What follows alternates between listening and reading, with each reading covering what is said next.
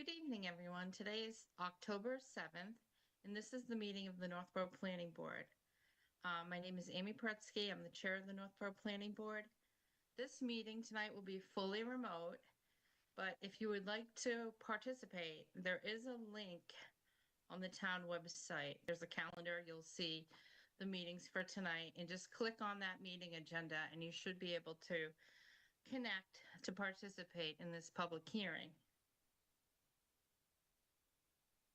Okay, so tonight, first on the agenda is a public hearing. We have two public hearings tonight. I'm going to start tonight by reading the new public hearing notice that was posted and advertised for tonight. And then I'm going to follow it with a brief explanation. And then we'll go into board questions and questions from the audience. So to start, I'm going to read the public hearing notice. All right. In accordance with Mass General Law, Chapter 48, Section 5, the Northborough Planning Board will hold a public hearing on October 7th, 2025 at 6 p.m. for the purpose of seeking public opinion on a proposed amendment to the zoning bylaw and associated zoning map that will establish a new special event venue overlay district on the property located at 167 Main Street, Assessor Map 53, Parcel 73, and 0 Main Street, Assessors Map 53, Parcel 155. The complete text of the proposed amendment and proposed zoning map are available on the Planning Department webpage. Okay. So I just wanted to start for the board too, with an update on what occurred between the last planning board meeting and tonight. The day after our last meeting, it was determined through town council that it wasn't too late to add an overlay zoning district to tonight's meeting to discuss for the town meeting on November 3rd. An overlay was drafted and the public hearing advertisement for the zoning overlay was sent out by Lori. The select board voted to leave the special town meeting warrant open until after our meeting tonight. So they will close the warrant on October 9th. This means that the zoning article we choose tonight will be the article that will be presented to town meeting on November 3rd. The two choices we'll have is to either rezone the property at 167 Main Street from partial residential and partial business east to fully being in the business east zoning district, or to add an overlay on the properties shown on the map. For anyone who's watching, I just want to explain a little bit what an overlay is. An overlay means that the underlying zoning stays the same. So the half of the parcel that's residential C will stay residential C, but there's an overlay that will be on the site that will allow some, but not all of the uses currently allowed in Business East. The commercial uses that were selected are the uses that would be needed to run a hospitality event facility. The original overlay was reviewed by staff, including Lori and Bob, and town council and the applicant. The final version for review tonight includes their comments. Some uses are listed by right, others by special permit. The uses that needed a special permit through Business East will still need a special permit through the overlay. So, Lori, I was wondering if you could bring up the overlay and maybe discuss it to the board, just explain more and clarify anything. You're on mute. Yes, sorry about that. So originally, the name of the overlay was proposed to be Special Events Venue Overlay District. We did get some feedback from town council that he had some concerns about the limited nature of the overlay district. So correct me if I'm wrong, Amy. I believe originally that overlay district just included one use, the restaurants with alcoholic beverages. Is that correct?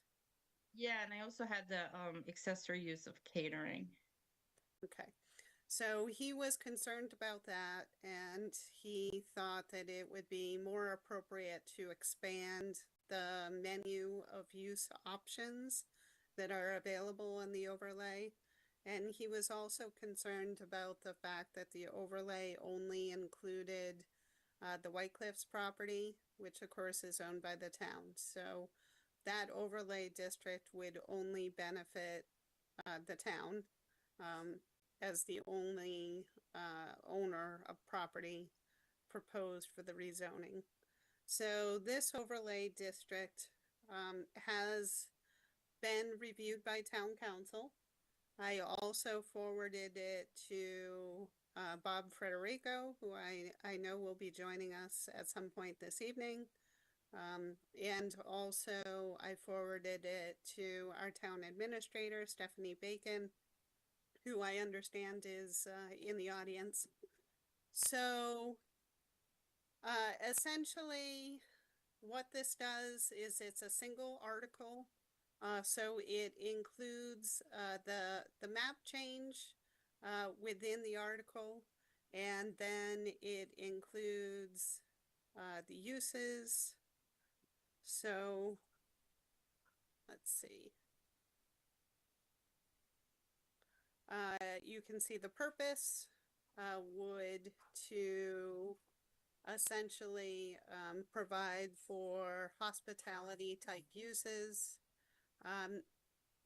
We did go back and forth through the zoning. This was a discussion with Bob as well as Stephanie, and it seemed like we did not have a definition for assembly hall. So I did include a definition here. So the concern was, as you know, Elegant Banquets is interested in building a ceremonial space. And there was concern that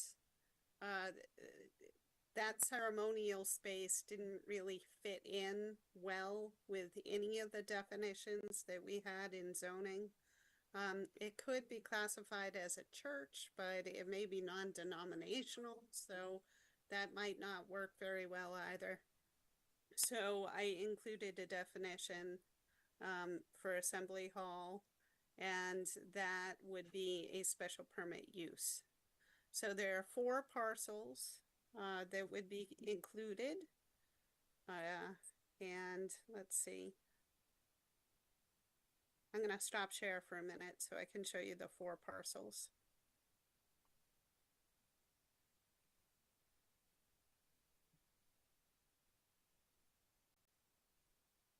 So this is the original overlay district map for the special event venue overlay district.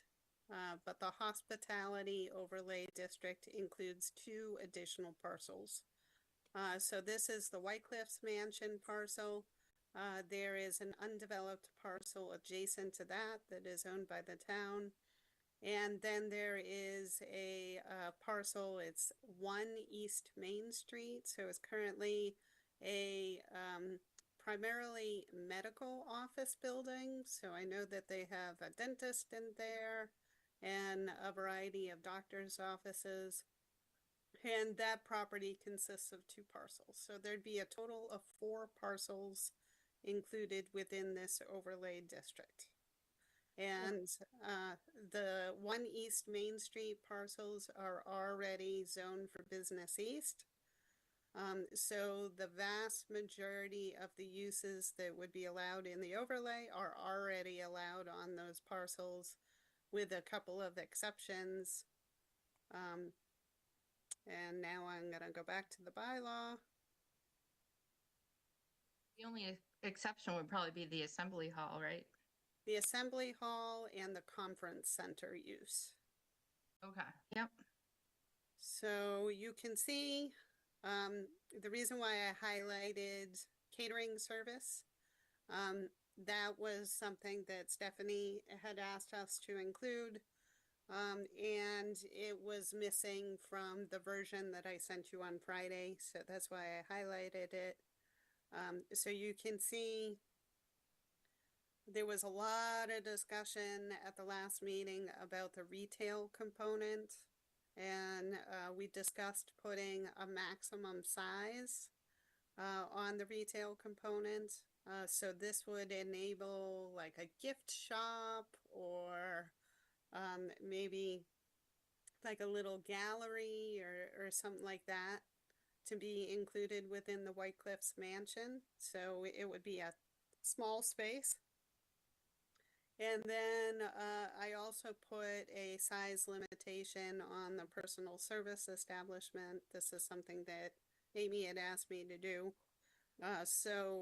Uses that I envisioned could may be appropriate for personal service would be like a professional photographer or possibly like a masseuse or a hairstylist or something like that.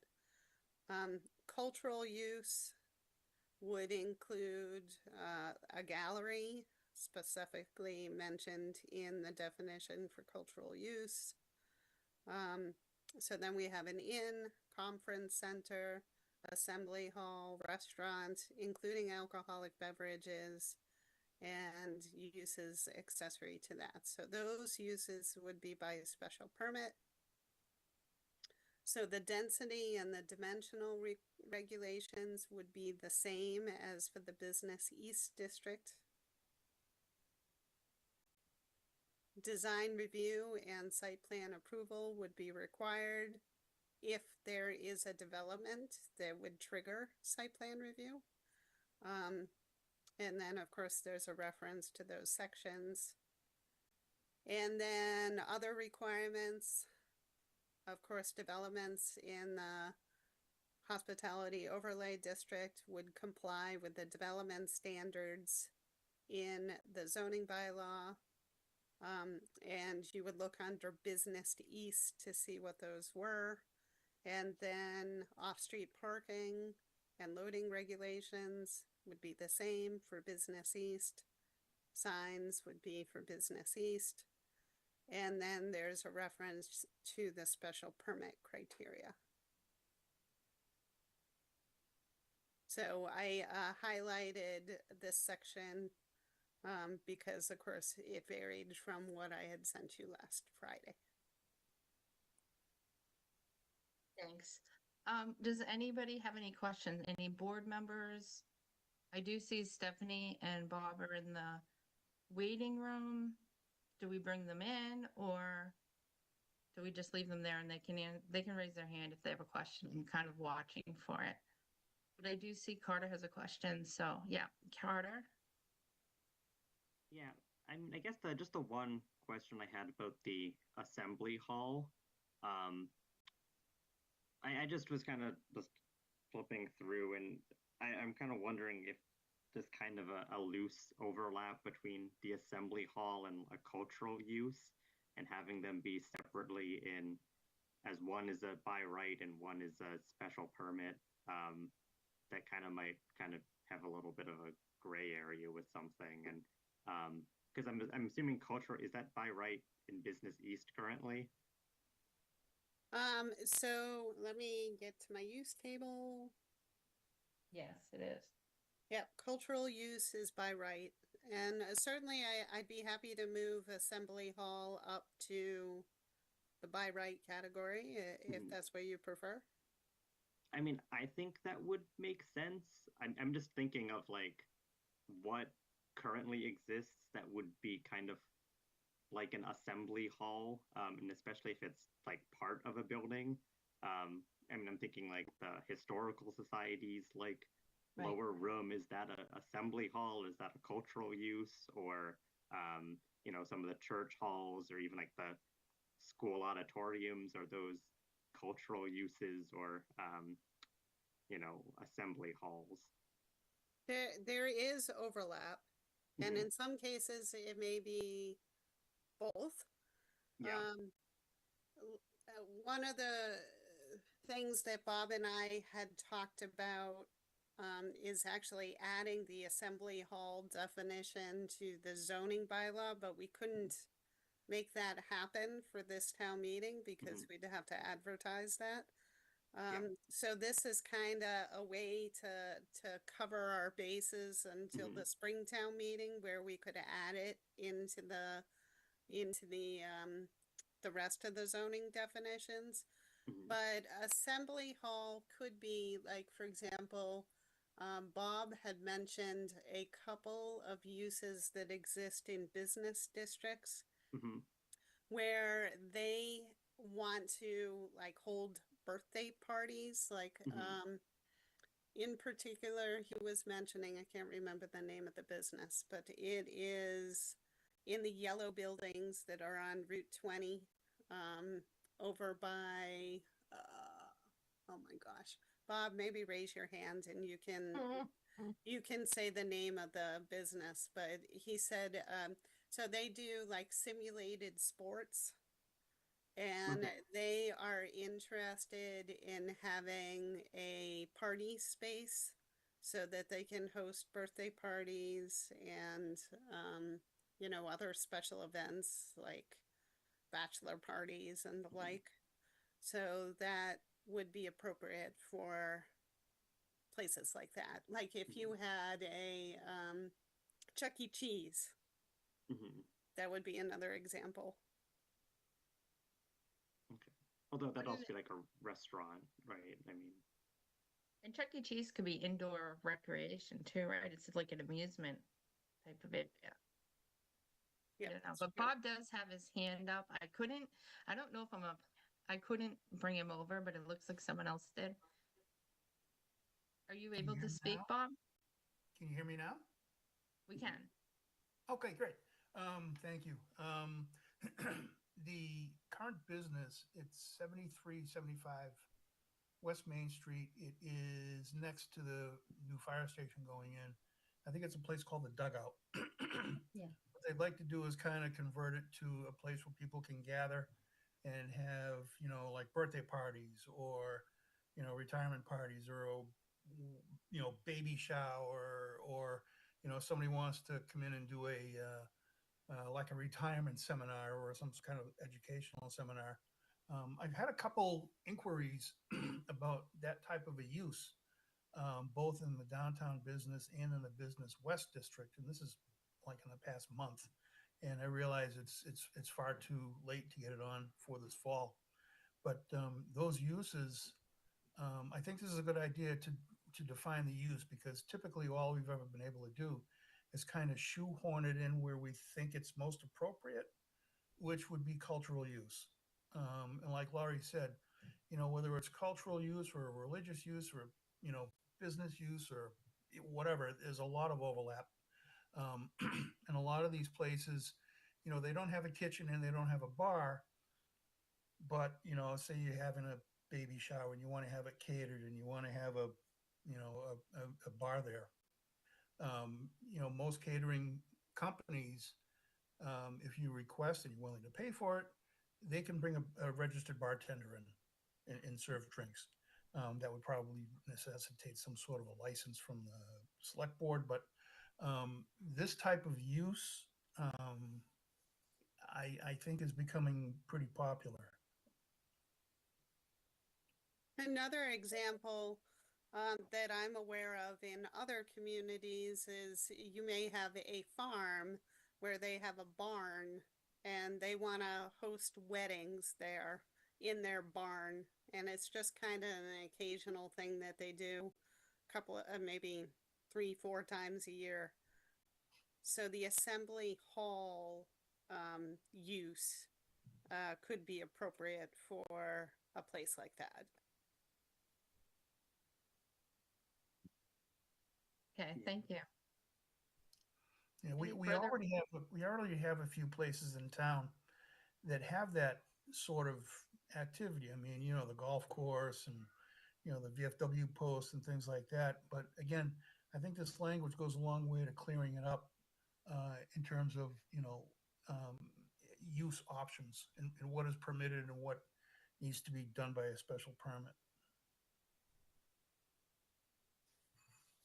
Yeah, I guess I'm just kind of hesitant to change it to a special permit for the neighboring property if because if if there was some room in that building that they wanted to use for some kind of event that currently would not require a special permit, but then if we change it, how we're writing it, that kind of is whatever someone wanted to do there might kind of be unclear if it's a a cultural use or a assembly hall or like what that is because there's a lot of kind of gray area of the distinction there. It's also important to remember that if you have a religious use or an educational use, they're allowed by right. Mm-hmm. So it's just to keep that in mind. Okay, Millie? Yeah, I have some questions. I just need some clarification on things. Are you saying that the hospitality use, the only hospitality uses that are permitted would be those listed under D? Basically restaurant, retail, catering, not all the other ones listed in our zoning permitted uses. So if the property is already in the Business East District, so Right. in the underlying Business East District, they can opt to use the Business East zoning or they can opt to use the overlay. So really, it's the White Cliffs mansion itself and the portion of the property that's located within the residential C district that this will really help. Right. So I'm confused because on section 2, under that section D, it says in, and in Business East, an inn is allowed by right. Yes. So why would they need a special permit? again, that's one of those uses that we could put into the by right category or not. I was kind of trying to guess what you folks would want when I was putting together this this bylaw. Okay. Because of course, it is possible that the inn could be on the portion of the White Cliffs property that is in Business East. I'm sorry, residential C.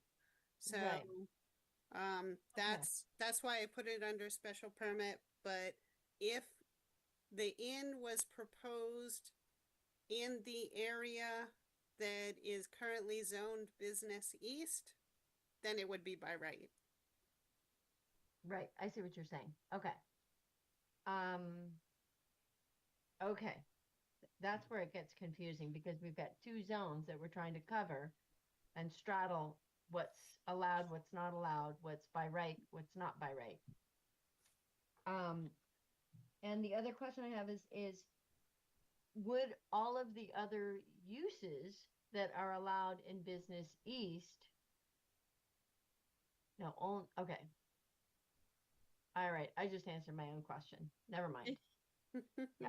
Because you have to go to the more restrictive one if a property is zoned into two zones, correct? So This if will be making residential effectively with the overlay. so no, because the underlay is Business East.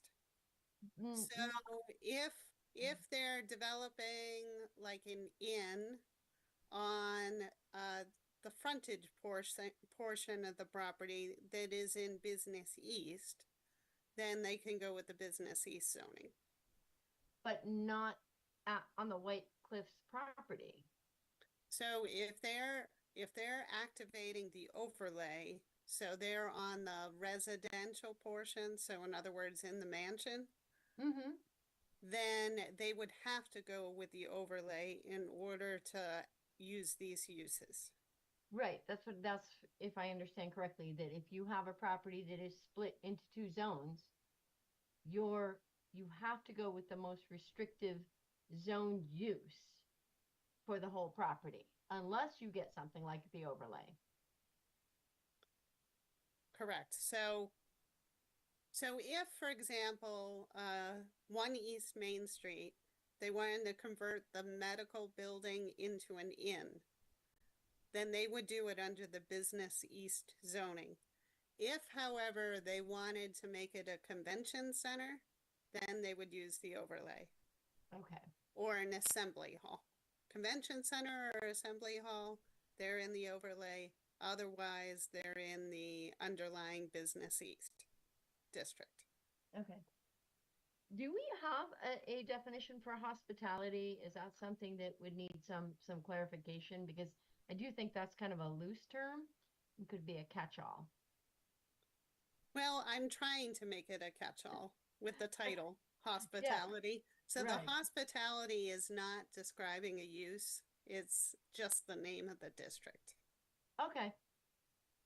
Okay. So the hospitality district overlay would include all the uses under D. Correct. Would it would not include, though, something like a drive-through, because that would have to fall under the Business East part, which is by approval. So if they were doing a drive-through, it would be a special permit in the Business East district. Exactly. Okay. So they Right. can't do it in the overlay. That's not Okay. an option. I just want to make sure that was clear too. Okay. Okay, that for the most part, I do have a quick question based on this. Because it could someone live on the property? No. Oh, yes.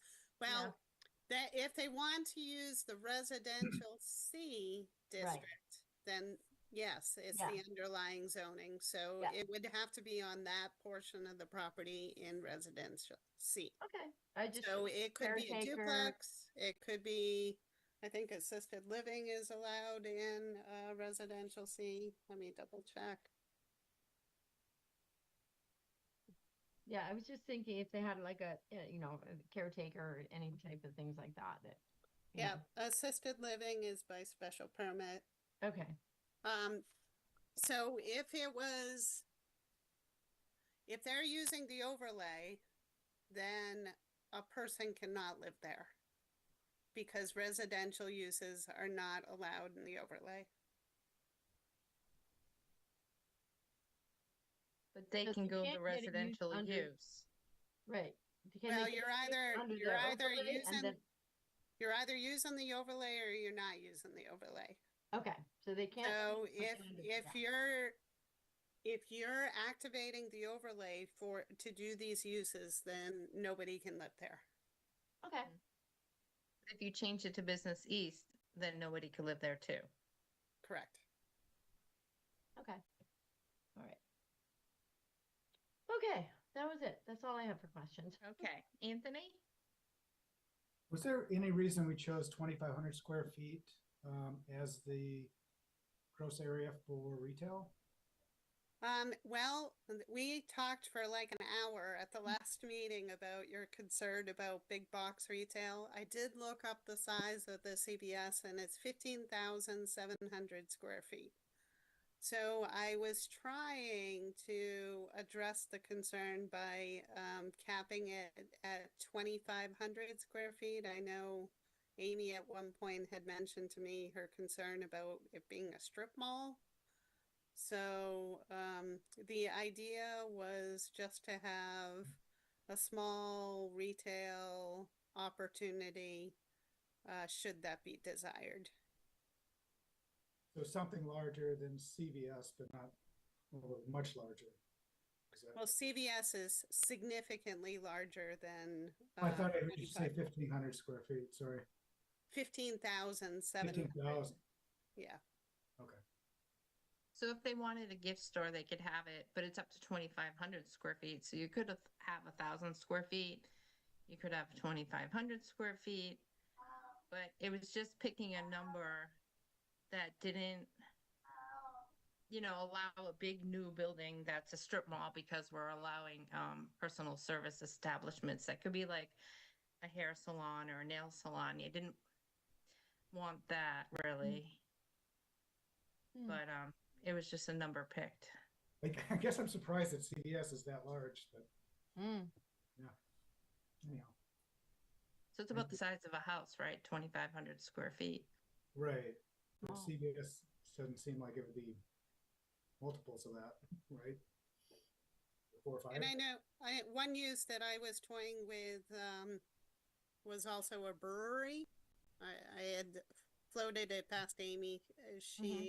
Right. She didn't think that that would be a good use for the property, but I just wanted to put it out there for discussion. Mm-hmm. And only it would be left it like a off. brew pub, not a brewery, just like we had talked about, some of us, like a speakeasy in the basement type situation. Mm-hmm. And the only reason why I left it off is because originally we were trying to cater it to White Cliffs. And at the select board meeting, they asked them, would you do a speakeasy? Would you do a brewery? And they said, no, we tried it before. It wasn't a business model that worked for us. We lost money. I wouldn't do it again. So the original overlay was kind of catering to what Elegant Banquets wanted to do. As a board, we can talk about all these uses, whether they should be in Mm. permitted or special permit or. So the discussion tonight would be as a board, to decide, do we want to go the overlay route? Do you want to do the original route of Business East? So that's the discussion that's up for tonight. Mm-hmm. Does anyone have an opinion on which route they'd like to go after hearing both?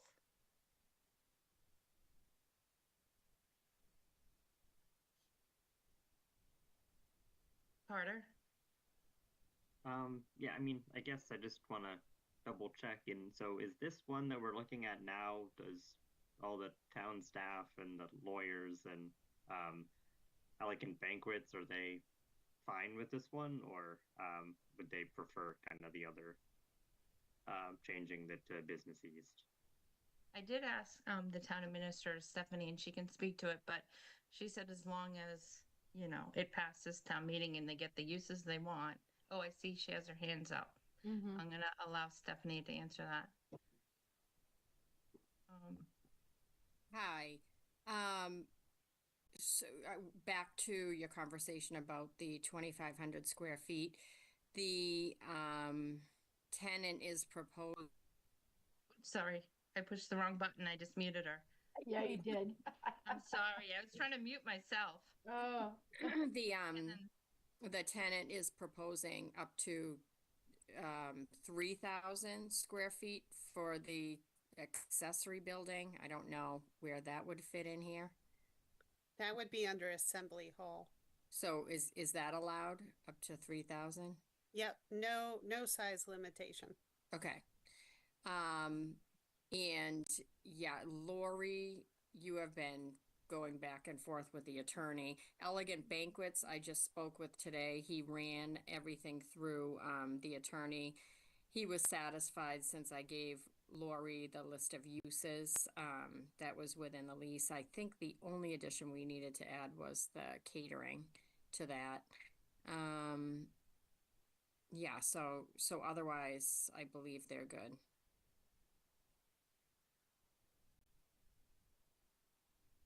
Oh, okay. Thank you. Anthony? The only you had asked if for board input, and I stand by kind of my previous statements. Is I think the overlay is a safer approach to kind of protecting the area and ensuring that we don't run into unintended consequences with just putting it a broad not overlay, but just broadly changing the zoning in that area. Okay, thank you. Let me see. There's an attendee. Oh, that's Stephanie. Hand up. Stephanie, do you have another comment or question? Nope. No. All right. Any other board members have comment or questions? And then I can also open it up to the public. I just see, I do people have a question. sure. Can you tell me why this still doesn't fit under that category of spot zoning? Because I don't believe we allow spot zoning. So there were a couple of comments, like I had said, that town council came up with. One was the fact that originally the overlay only dealt with a single property that was under a single ownership. So that was just White Cliffs owned by the town. So he said that we were at risk for an appeal as spot zoning. So then I proposed to add the abutting uses. So that 1 East Main Street. So instead of it being a 7-acre parcel within this overlay, now it's up to 10 acres. So there are 2 different property owners. And he thought that that was the safer way to go. And then, of course, I had mentioned when I started about the single use. That was his concern, that it was just a restaurant use with catering as an accessory. And now there's a whole array of uses. So he felt more comfortable with having this variety of uses. So the only thing that really makes it, to me, not specific for spot zoning is the fact that one other parcel, a 3-acre parcel, is included. Yes, so Yeah, there and are if you- two parcels that make up 1 East Main Street. So now there's a total of 4 parcels, 2 different property owners. And if you go through the overlay packet, it's a very high bar for spot zoning. There have been cases where there have been appeals and none have won. And they've been very specific to parcels, but none of them have a spot zoning. There's never been an overlay denied for spot zoning. Plus, there's also the ability, so one thing that I had floated is including the Juniper Hill Golf Course. So, of course, that already is a facility with many of these uses. And it's currently zoned for residential purposes. So that would be a good candidate to add to the overlay. The concern was the fact that the public hearing notice did not include it. And that would have added a huge amount of acreage to the overlay district without notifying the public and hearing feedback. So I removed that from this overlay at this time, but we may want to revisit that in the future as being a good way for maybe Juniper Hill to diversify their uses. Okay. So that they would be more likely to stay in business than, certainly I've heard rumblings about possible alternative use there. So, that'd be a shame to lose that facility. Another reason, I don't have the exact wording in front of me, but another reason to uphold an overlay as not used as spot zoning is if it falls into a plan that the town has done. Like we've done a master plan that says we want to historically preserve White Cliffs.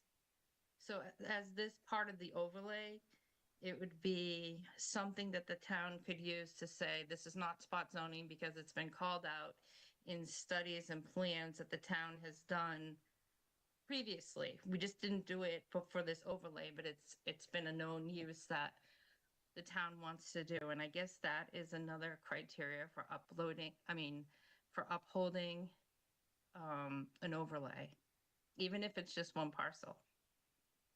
Okay, so as far as you are concerned, Lori, you don't see this as a possible rejection by the state for spot zoning.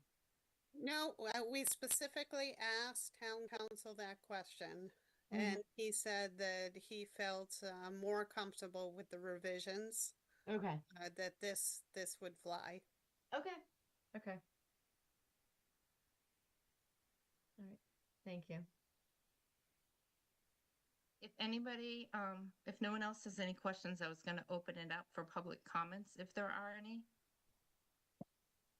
Does anyone in the audience have any questions, comments, concerns? Okay, I see one. Can you please state your name and address? Can you hear my voice? We Okay, can. good. Lisa Maselli, 13 Maple Street. I have a couple of questions. The property itself is going to have a deed restriction. So am I right about that? The whole property is 7 acres? Yeah. Okay, and that the thoughts of, first off, I do want to say I'm in full support of the overlay as opposed to changing the zoning. I think that the overlay is much safer, and certainly the discussion has been brought that out. Zoning is put in to protect the residents, and that's one of the things people rarely think about anymore because they just go, oh, zoning, we just have to get rid of it. And I believe the overlay is more of a deference to the need, whereas zone change holds a lot more of unintended consequences. This lot is an interesting lot in that obviously the first 2 acres in the front are right now business zone B, and the rest of them behind is residential and has been for a long time. The discussion of putting a building in the front on the commercial, I thought part of the restriction was that there was not going to be anything built to block the view of the home or the mansion. I think that was stated last night, or not last night, the last select board meeting. So that would kind of change the thoughts of having a commercial building put on that property. And some of it's confusing to me in that in the discussion and the list of things that are there is greater than what a normal overlay might be for the use that we're planning on now, whereas to create a facility area for weddings and meetings and that sort of thing. So when I look at a retail space of 2,500 square feet, which is about the size of my house. So what's the size of the White Cliffs itself? Does anybody know? It's 14,000 square feet. 14,000. Well, that includes the ballroom now. Yes, so it's my understanding that the plan is to demolish the ballroom, but rebuild it in a similar square footage. Oh, So it would ultimately be 14,000 square feet. Oh, so they changed that then. I thought they wanted to double the size. It's my understanding that they want the equivalent sized building as what exists today, but the ballroom is in horrendous shape, so they want to demolish it and rebuild it in a similar footprint. All right. Well, I do know that they talked about the demolishing also being part of the restriction.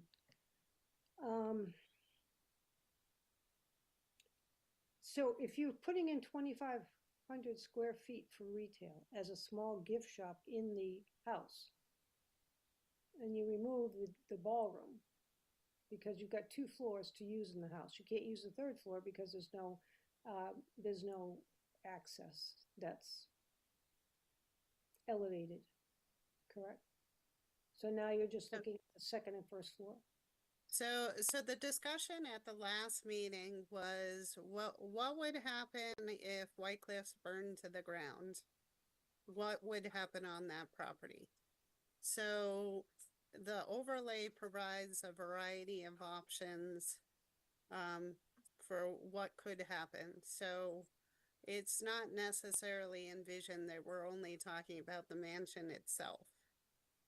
All right, so, but, and I was there for that discussion last night, and the land is also supposed to be deed restricted, and it's for preservation purposes, so, the KP Law attorney said she was going to look into the language of how that is going to be put in. How does that affect, how does this overlay or changing to business zone, or changing the zone affect the restriction that's put on the deed? Well, also remember, we're talking about 1 East Main Street, so it's not just White Cliffs. You keeping the garage door open?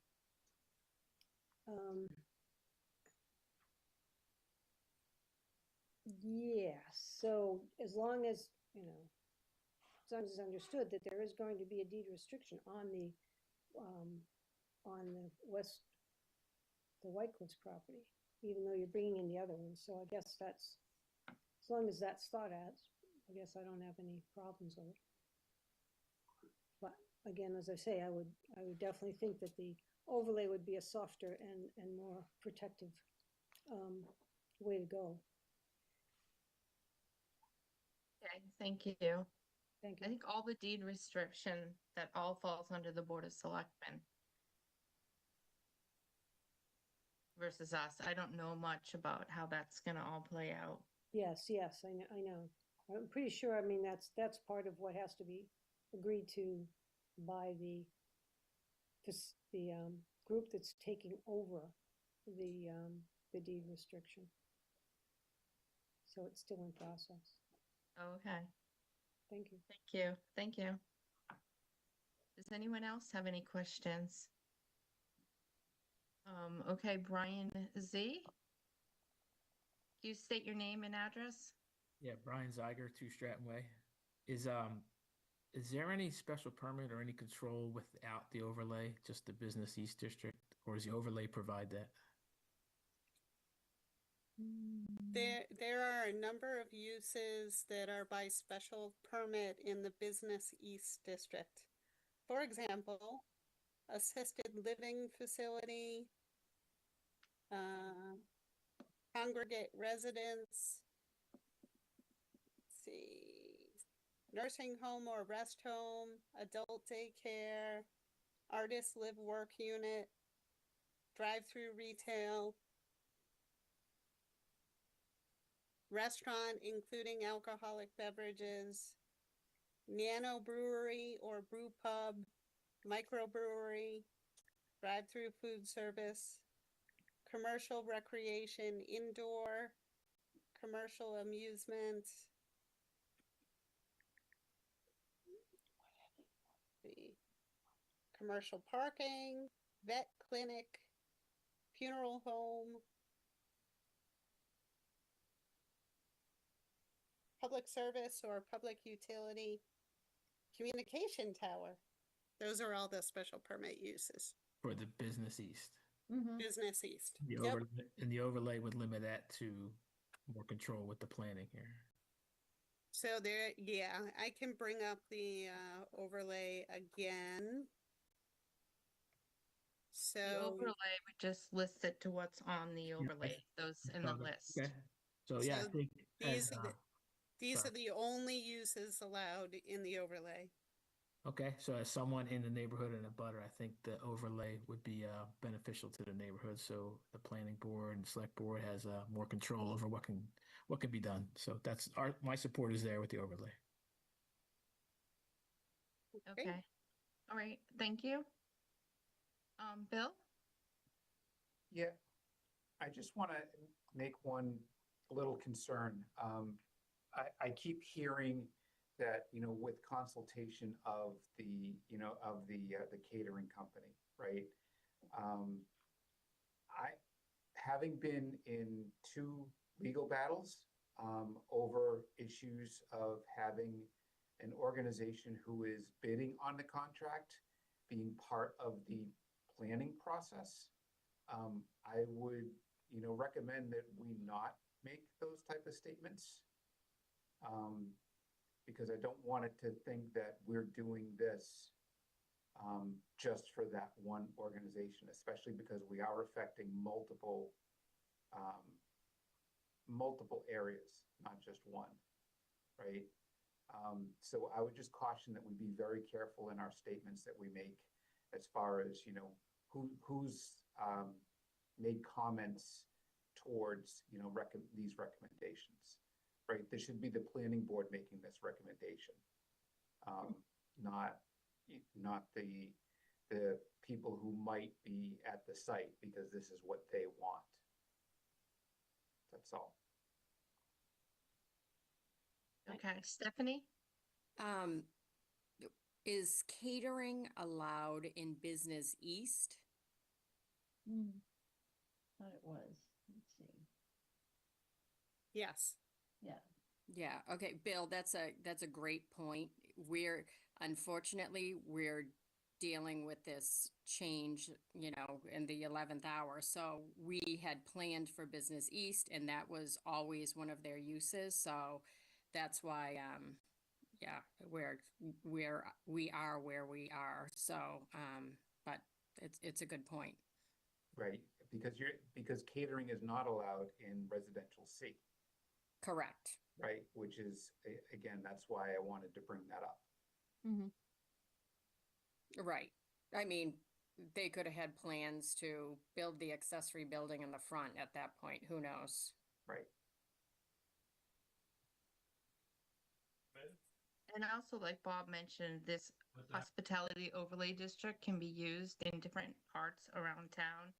Lori had mentioned that too. So this isn't going to be just for that one site. This could be used in the future for the new uses that Bob had brought up earlier. Yeah, and I think it actually complements the regulated uses anyway with the restaurant service and food establishment. Yeah, no, I completely agree. Like I said, I just heard it a couple times in our comments. I just wanted to make sure that, you know, we make Yeah, sure I agree. we be Yeah. careful what we're saying. Absolutely. Okay, thank you. Do any board members have any other? Maybe Stephanie can answer this, and I'm not sure if it's as planning board related, but on the lease, it's a 40-year lease, if I understand correctly. They have the option to buy in 10 years. After year 10, yep. And if the company fails or decides not to pursue this, and they're on the, you know, 9th year, or at some point, what are we stuck with? I don't want to be stuck with a building that we have empty for 30 years. Well, actually, I mean, if it was in the 9th year, let's just say if it was during the beginning parts of construction, like year 1, year 2, that's where we have the bond performances tied into that. So whatever was going to be constructed, with the amount of money that's preserved for that use would cover to finish whatever, you know, they were doing at that time. If it was year 9 and they just wanted to bow out, then worst case scenario, we're left with a beautiful building that they Okay. already invested in. So I think it would be less hard than it is currently in the state it's in. Okay. But they couldn't, if they decide not to do anything after the 9th year, they could hold on to that lease like we've seen before and not really do anything. Oh, yeah, and we Not know put that. any They money could, into that. yeah, they could hold on to it, you know. And forever. sort of let it deteriorate after the 11th year if they chose to just say we're out. Oh, yeah, Have but to then pay the taxes. town is the owner. Yeah, the town's, you know, would be the owner, and it can't. Okay. The deed holder will have to do annual inspections of the premises, which is great for us because Yeah. they're constantly making sure that they're maintaining the historic features. Okay. All right. That was all. Thank you. Yeah, sure. Carter? Yeah, I know at our previous meeting we were kind of talking about whether this would kind of be, we would do something kind of for this town meeting and then kind of be reevaluating it for the spring. I guess do we still kind of see that happening, or is this something we're gonna just kind of keep for now? My opinion, this covers not, but Lori can speak to it, but I thought if we went the Business East route, there was talks of reevaluating like the retail up to 2,500 square feet being as part special permit. But I would think if we go this route, we would not have to reevaluate Business East in those manners. But I don't, what do you think, Lori? Well, one thing, a note that I didn't notice previously in our use table says that currently in the Business East District, retail uses up to 15,000 square feet are by right, and then 15,000 to 25,000 square feet are by special permit. So we do already have a threshold in there. And a lot of the Business East District is pretty developed. So not to say that somebody couldn't come in, demolish an existing building and then build new, but regardless, they'd have to go through site plan review for anything over 1,000 square feet. So I think the Business East District, especially for retail, is adequate. You mean, Carter, for your other proposals that you had brought up? We're going to talk about those next. No, that I was more, I mean, like, I think this looks fine. I mean, like, my one kind of hesitation was the assembly hall as a special permit, but I think we're probably going to talk about that, kind of just adding that into the general zoning as opposed to just this for the spring, and we'll probably kind of work out what that kind of means and, you know, going forward, like not for right now. Well, I'm happy to move assembly hall up to by right uses. I think you made a good point about a use could be considered a cultural use or assembly hall. It could be both. So why make assembly hall a special permit use if cultural use is a by right use? So if you folks are in agreement, I'll just move it up. Yeah. Yeah. Sure. Okay. So Was that the only one that was different? Before we do that, I just want to bring up the unintended consequences again, right? If you put assembly hall up there, or even having cultural use, whose culture? It's defined in the zoning. Right, but whose culture? It doesn't matter whose culture. Right, and that's so the definition for cultural use, I can read it to you if you'd like. No, I understand what it is. That's my point, right? Is that, you know, do we want a say in what that cultural use ability is along Route 20? Are there any cultural uses that anyone would be opposed to? Well, right? You're making it as by right, which means it could be any cultural use, any assembly. If you go back up to the assembly hall and look at that definition again, and look at it with that view, is that really something that you want as a by right? Cultural use is by right already. Yeah, and it says a public or non-profit charitable museum for the display of artistic, historic, natural, anthropological, or similar artifacts and materials, an art gallery accessory to a museum, or a library facility or hall for live performing arts productions. So it doesn't matter whose culture they're displaying. If the cultural use meets that definition, then it's a by right use. Okay. What about assembly hall, though? Go back up to assembly hall. Yeah, so that would also be a by right use. Right, but go back up to the definition of assembly hall. and read that through and think of it as a by right. I know educational is by right, that's fine. But the rest of those items, you're saying that you're okay with those being a by right and not a special permit for anything.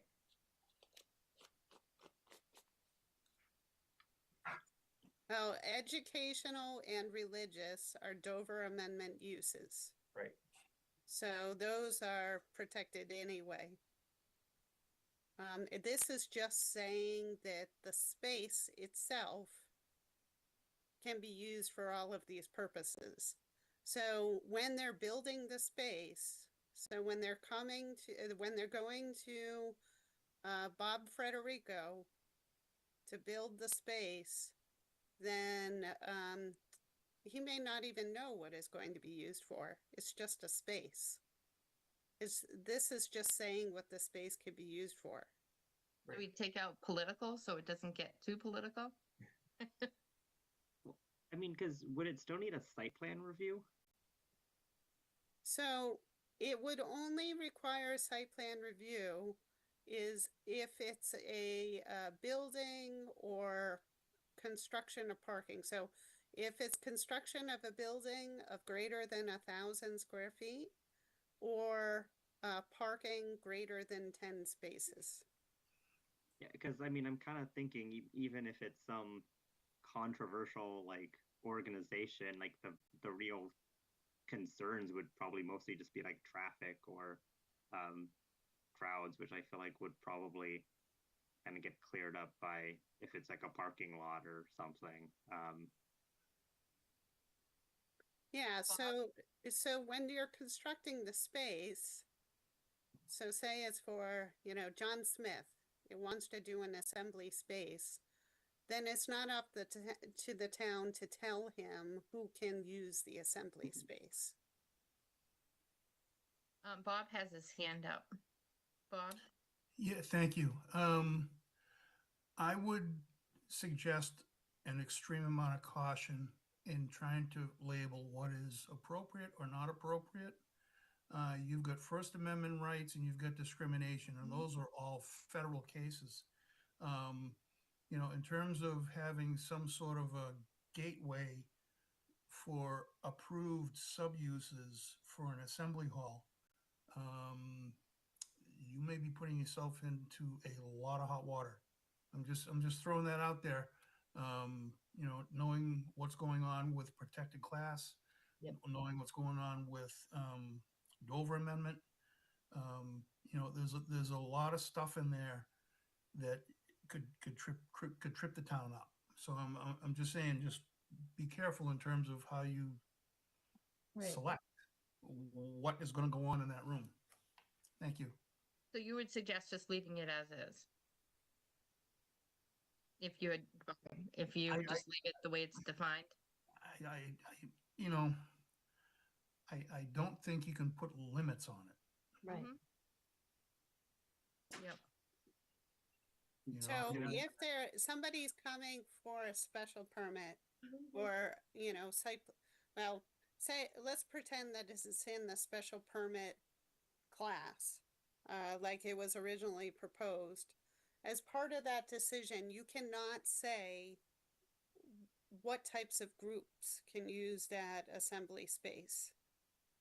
You're just looking at the building itself, you're looking at the parking, the landscaping, or whatever. And that's where your jurisdiction is limited to. I mean, if you think about it, that type of situation could happen now. I mean, one of the other function facilities in town could have somebody come in that, a lot of people may not like, or it could be so popular that it creates some sort of a traffic jam, or, it's how do you control that? When you're constructing the building, those sub-uses, I don't think you can really do much about controlling them. Yep. As long as they have no hazardous materials. Carter? Yeah, yeah, to that point, like if it's a special permit, I mean that's kind of giving more opportunity that somebody could feel like it's, discrimination on First Amendment, or, that it's if you're saying no, you can't, and because if you deny, one political group's assembly hall special permit but approve another one, I mean, is that kind of a risk to the town to allow that? It's a huge think risk so. to exclude somebody. Mm-hmm. Mm-hmm. Okay, so I say we leave it defined the way it is and then decide permitted or by right, a special permit by right. But since it does have over, since they have some of the similar uses, maybe it does make more sense as permitted. Unless anyone else has a concern. How do people feel? I'm fine with it. I understand the point, but I think again, to Bob's point, we can't be too selective. It comes across as I think it could open up problems and challenges.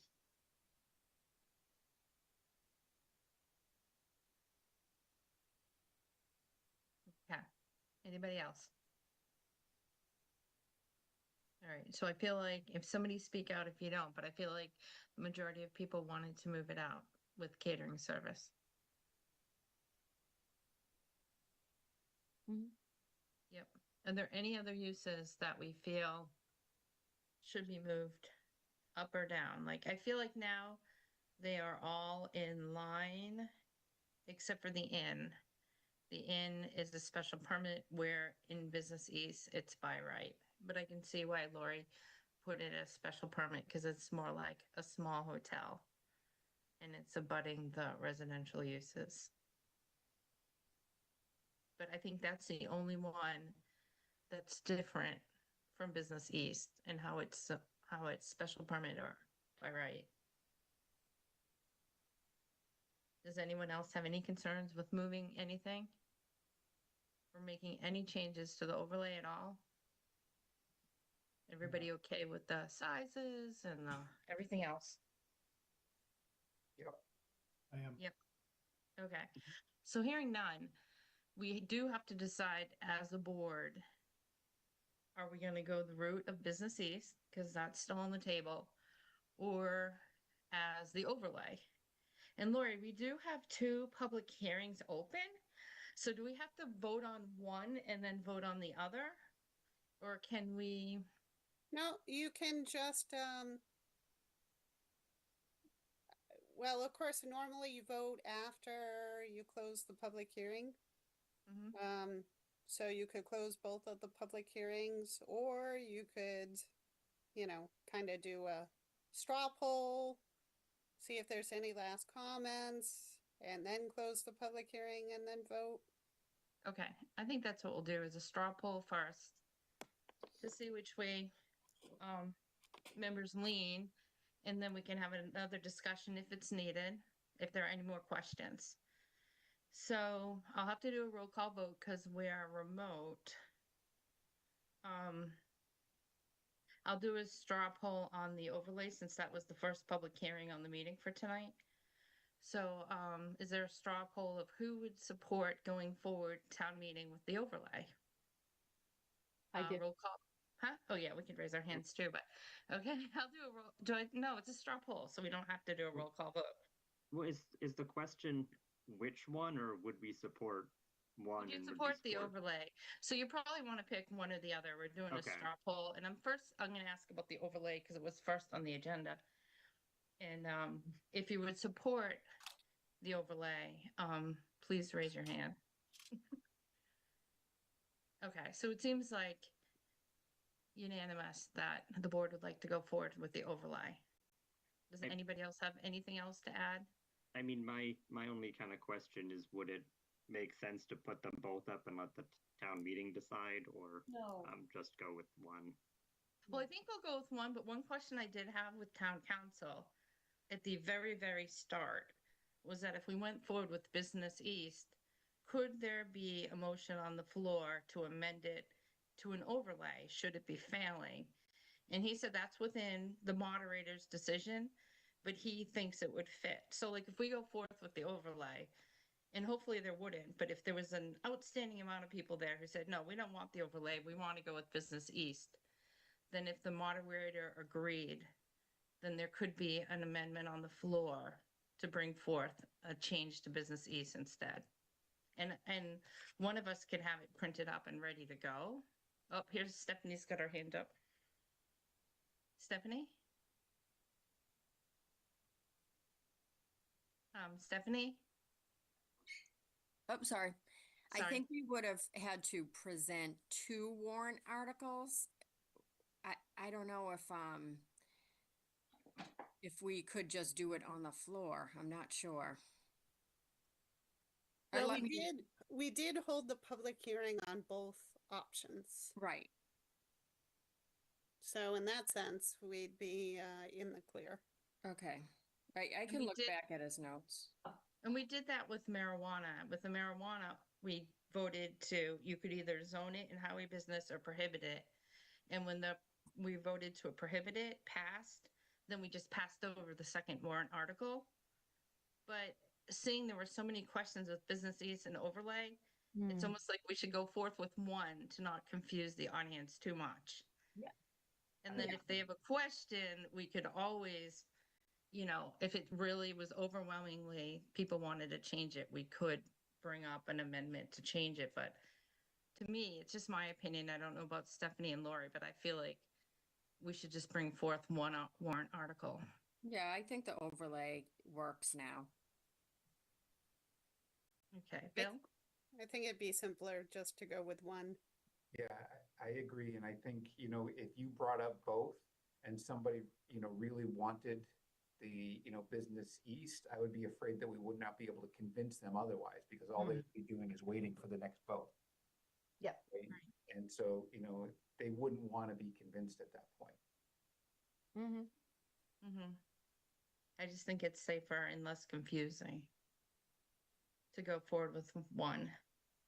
So saying that we were in the majority about the overlay, I'm going to make a motion, or do I hear, I'm going to close the public hearings now. Is everybody, Lori, you think we're all set to do that? Yeah, I think so. Okay. All right. Do I hear a motion to close the public hearing? And do I have to read it? The public hearing proposed amendment to the zoning bylaw and associated zoning map that will establish a new special event venue overlay district on the properties located at 167 Main Street, Assessor Map 53, Parcel 73, 0 Main Street, Assessor Map 53, Parcel 155. So moved. Do you have a second? Second. Okay, all in favor of closing the hearing? Anthony Zaitin, Aye. Millie Milton, Aye. Carter Brannon, Aye. Bill Pierce, Aye. and I'm an aye. Now, should we vote on this, or should I close both of them, Lori, first? I mean, we could vote on it. It's up to you folks, if you want to close them, but, yeah, if you decide you want to close both, I think it could just be as simple as just saying, I want to close the public hearings on the Business East proposal and the special event venue overlay district proposal. Okay, well, we just closed the special event already. So I'll just make a motion to close the Business East amendment to the residential C district located at 167 Main Street. Do I hear a motion to close that public hearing? So moved. Second. Roll call vote. Anthony Zaitin, Aye. Millie Milton, Aye. Carter Brannon, Aye. Bill Pierce, Aye. and I'm an aye. Okay. Do I hear a motion to move forward the proposed amendment should I call it the hospitality overlay district, Lori, or I have to call it what it was advertised as, right? But with I would call amendments. because the title was amended, so I would just say, a motion to recommend in favor of adoption of the hospitality overlay district bylaw and associated map. Okay. Can I say what Lori said?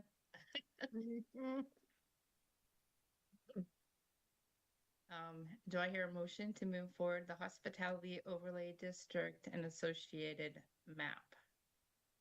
So moved. Second. Okay, roll call vote. Anthony Zaitin, Aye. Millie Milton, Aye. Carter Brannon, Aye. Bill Pierce, Aye. and I'm an aye. And then we don't have to vote on the other one because if nobody makes a motion and votes, then it falls. Right? Yeah, I think you covered all your bases. Just wanted to make sure. All right, so we're all done with that section. Thank you, everybody. And now the warrant article that we just showed on the screen will go forward to the Board of Selectmen, and they'll vote to close the warrant on October 9th. So the wording we saw tonight will be what will be in the warrant article. And just to anybody watching out there, please attend on November 3rd. We need a quorum, and hopefully this will go through. All right, so next on the agenda is to discuss the potential zoning bylaw amendments for annual town meeting that we discussed the majority of them last meeting. I just want to grab my papers.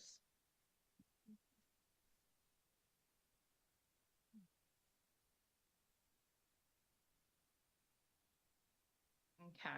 One thing I did want to clarify, because I brought forth a couple that were just housekeeping for this Springtown meeting, and one of them had to do with theater versus theater.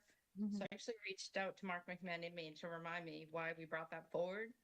And it wasn't that he liked one spelling over the other, but it's just that the definition, it was called theater RE, but then in the definition it said ER. So he said when we do a housekeeping, he just wanted the wording to match. Whether we chose RE or ER, he didn't matter. But if we go with RE, then the definition in that bylaw, all the words have to be changed to RE. So he just wanted to keep it consistent. And if you look at it right now, the spelling is different for in the bylaw. So I might just go down them really quickly. I don't know if we're ready to vote today, but on things that we want to bring forward to town meeting for the spring, certain ones we wanted to bring forward and others we wanted to table and take off the list. But I know if we do a housekeeping one, maybe we can add the theater, the bowling alley, and then there was changing the definition of birth and all the updates. Does anybody have any issues with those three? They're pretty much just housekeeping. Yeah, I was only expressing I'd prefer the RE, but it doesn't really matter which one. Yeah. Well, I couldn't even remember why. That's why I had to reach out to him. Like, what was the reasoning behind that? He's like, they don't match. So, which do you think is easier, though? Since theater is spelled ER inside the definition a couple more times, then maybe it's easier just to change the one word, the very first word to theater, ER, because it doesn't matter either way.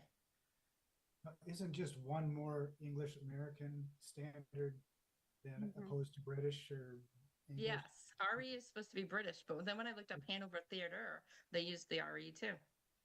So I looked up a bunch of theaters, and I think they just chose which way they wanted to go. It didn't really matter. But RE was originally, I think, for the British. Sure. Yeah, I think it's more like the Old English. Exactly. It's French, but Oh. Theatre. So maybe we just ER, because then we don't have to change the word 3 other times. agree with that. Is everybody okay with that? Sure. I'll be the dissenting no vote to it, but How about you, Bill? Which way do you want to go? Do you care? No, it doesn't matter. Whichever way is gonna be easier to make it all the same. I think you're right. It should be all the same either way. I think the ER is the easiest just because it's you only have to change one word versus three. Yeah. Okay, Lori, do you mind adding that just to a housekeeping list? And then the bowling alley, we talked about it's a lane versus an alley, but that's housekeeping. And I think, Lori, you had talked to town council and they said you can put a whole group of housekeeping items together under one bylaw. One article, yep. Yep. And one other one I just wanted to bring up too is our ADU bylaw. The Attorney General struck one of the lines from our ADU bylaw. So I don't know if that could be a housekeeping thing, or you have to do the whole bylaw and fix that. No, it just automatically comes out. So the new zoning book that will be printed soon will not include that sentence.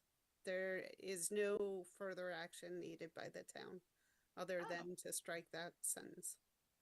We don't have to do it by town meeting. It just Nope.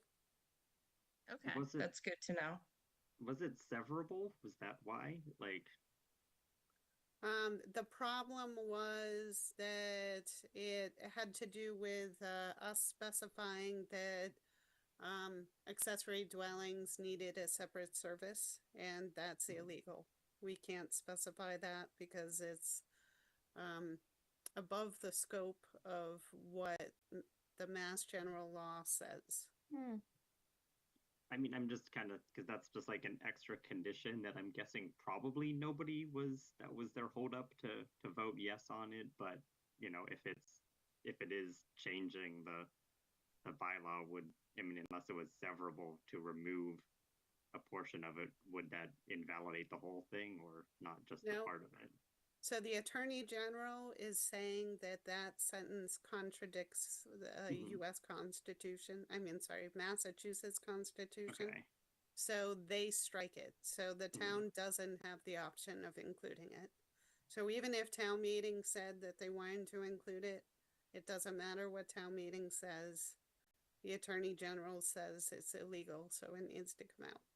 But I guess, I mean, just wondering, like, why wouldn't, like, because I know a lot of times the bylaws have like a severability clause in case something like that happens, where if something is invalid, it doesn't invalidate the whole article. I mean, it seems like, was that part of this one, or is there a reason why invalidating a line of it didn't invalidate the whole thing? Because that's what the Attorney General's office told us to do. So, the language, I have it right here.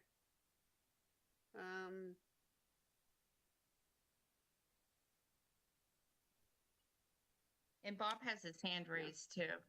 If It I says- may, Yeah, it says we partially approve Article 58, except for a portion of Section 705020C4G that requires an ADU to have a separate dedicated water meter and a dedicated water service from the main dwelling that we disapprove because it conflicts with the regulations as shown above in Section 4 in bold and underlined. I was just gonna say that our requirement for a separate water line is contrary to what the framework of the ADU law as was passed down to us from the state. So we can't pass a bylaw that contradicts what's in Mass General Law, and that's exactly what it did. So like Laurie said, all they do is they strike that line and live with it. Yeah. It's So it- telling us what to do. So it says under Section 4, we disapprove and delete the above quoted text from Section 705020C4G as shown above in bold and underlined because it conflicts with regulations 760 CMR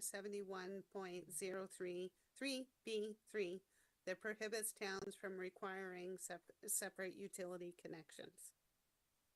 Yeah, I think that was, we discussed that, and I think town council said this might catch it up. And I think that Scott Charpentier had asked that something like that be put in, but it was gonna be wishy-washy. Yeah, it makes it easier that we don't have to do anything.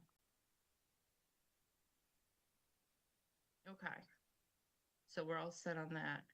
I'm trying to share the screen, but it's not big here. So the next one I had was on the birth. I'm not sure if you had a chance to read these, Bob. And if you haven't, then we can discuss it later. But Just keep so going. yeah, so Mark at Design Review had mentioned we have a berth, but the berth is for ships.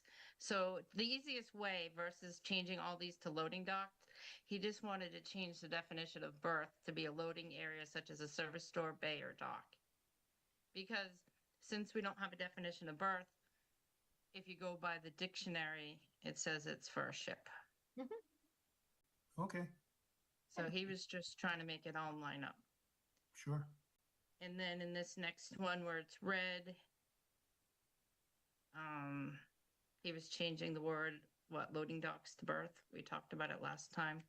Berths are exempt from this requirement. So these are just housekeeping things. And Lori, you can figure out if they need a whole separate warrant or if they're just housekeeping. So the next one was talked about at design review. It had to do with mixed use parking. And it was about how Mark was interpreting and Lori was interpreting it. We're all interpreting differently. So Mark had suggested that we came up with an interpretation that everybody understood and was clear. So this is what he came up with, Bob, in the red. I'm not sure if you've had time to read it. I think Lori said it was okay, but if you and Lori want to review it offline and if it's okay, then I think the board was in agreement to update it at the next town meeting. I don't have an issue with it. Again, I just say that, you know, whatever the design review committee comes up with is advisory. And, Right. you know, dealing with square feet of floor area versus how many parking spots, I think that's under purview of site plan review. But you do whatever you want. It doesn't bother me either way. He wasn't changing anything. It still is the same percentages, but he wanted to make it so it read right. So everybody read it the same way. Sure. Yep, no problem. So it was just more of a, so if you and Lori don't mind reading it and agree that it makes sense with the way he changed it, that would be great. Yeah, I don't have a problem with it. Okay. And then we had talked about valet parking. And, oh, this must be an old document. Lori had some ideas about either updating valet parking or using what we have in the bylaw already. I'm going to see if it's. It was in an email from August 19th. Okay. I added it to my document, so I'll just share this. I shared the wrong document. Let's see if this is it. Okay, so this was your email. So for valet parking, Lori had thought we could use section E of 709030B, or we add a section F. And we had talked last time about recorded with the property deed, and that was a lot to ask for someone to do with valet parking. So I wanted to double check between Bob and Lori on which way is best to go. I don't know if you had a chance to review it, but if you didn't, maybe Bob and Lori, you guys could review it offline and decide which way we should go, which way you think is best. Because it sounded like from Bob's email, it was best to separate out valet parking with the new definition of F, but E would also work. But the problem I saw with E is E included recorded with the property deed. So I don't know if Lori, if you have any more another opinion on that, or if Bob has an opinion, or.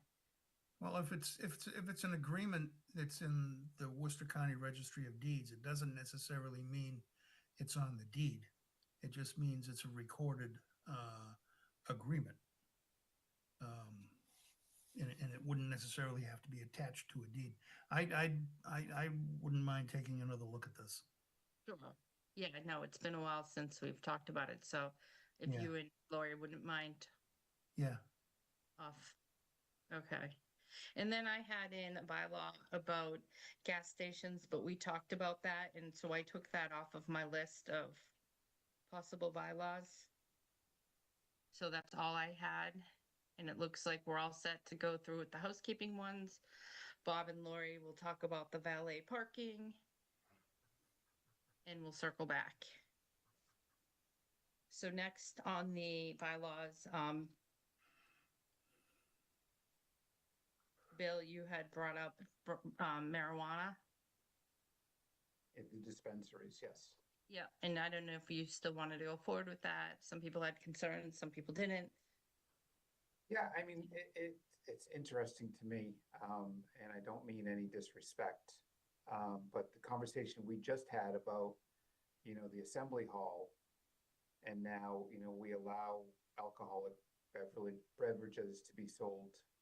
But, this planning board has an issue with marijuana dispensaries. I don't see the difference between the two, to be honest. It's not like it's not like anything is being smoked at these places. It's sales, just like, actually I would say alcohol is even worse because you're allowing alcohol to be drank at restaurants. So, we can put it up to a vote and see what everyone thinks. But, I guess think my we- issue, oops, sorry. No, go ahead. My issue was that we just prohibited it in 2018. So I felt it was so soon, I wasn't ready to circle back yet. I thought, But that was 7 years. right, That's a long time. People come and go in the town in 7 years. I know most of the people here have been here more than 7 years, but I still think we should at least put it forward for the town to vote on.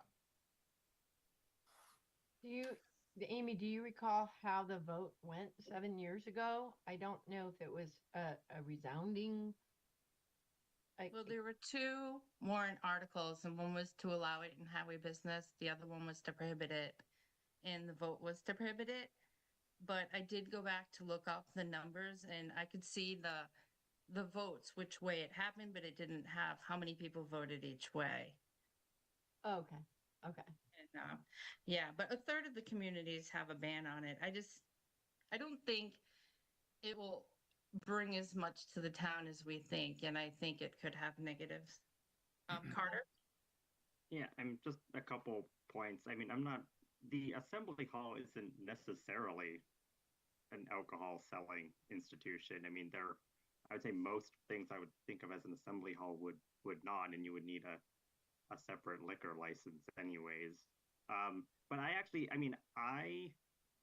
think it is worth continuing to talk about. I mean, I think I would be unlikely to vote yes on it at town meeting, but I think there would be people who are interested in it, and I think it's worth either this board, or if the town wanted to create a new committee to explore that over the next year or two, that would be better. Because I mean, again, I prefer to kind of learn more about this through a public meeting board than have somebody like submit a citizen's petition and kind of go through with it without a longer, well thought out process of how we're doing it.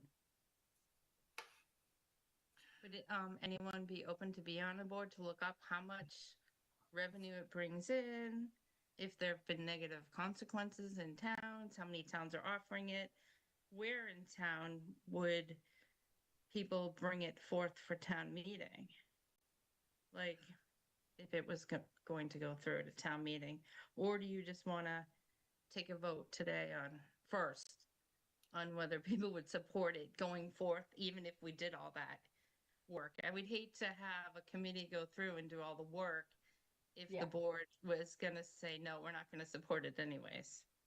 Well, that board could go through the work and conclude it's not a good idea. I mean, it's more of just I'm interested in learning more because I don't know the whole ins and outs of the marijuana laws and what that would actually mean for the town.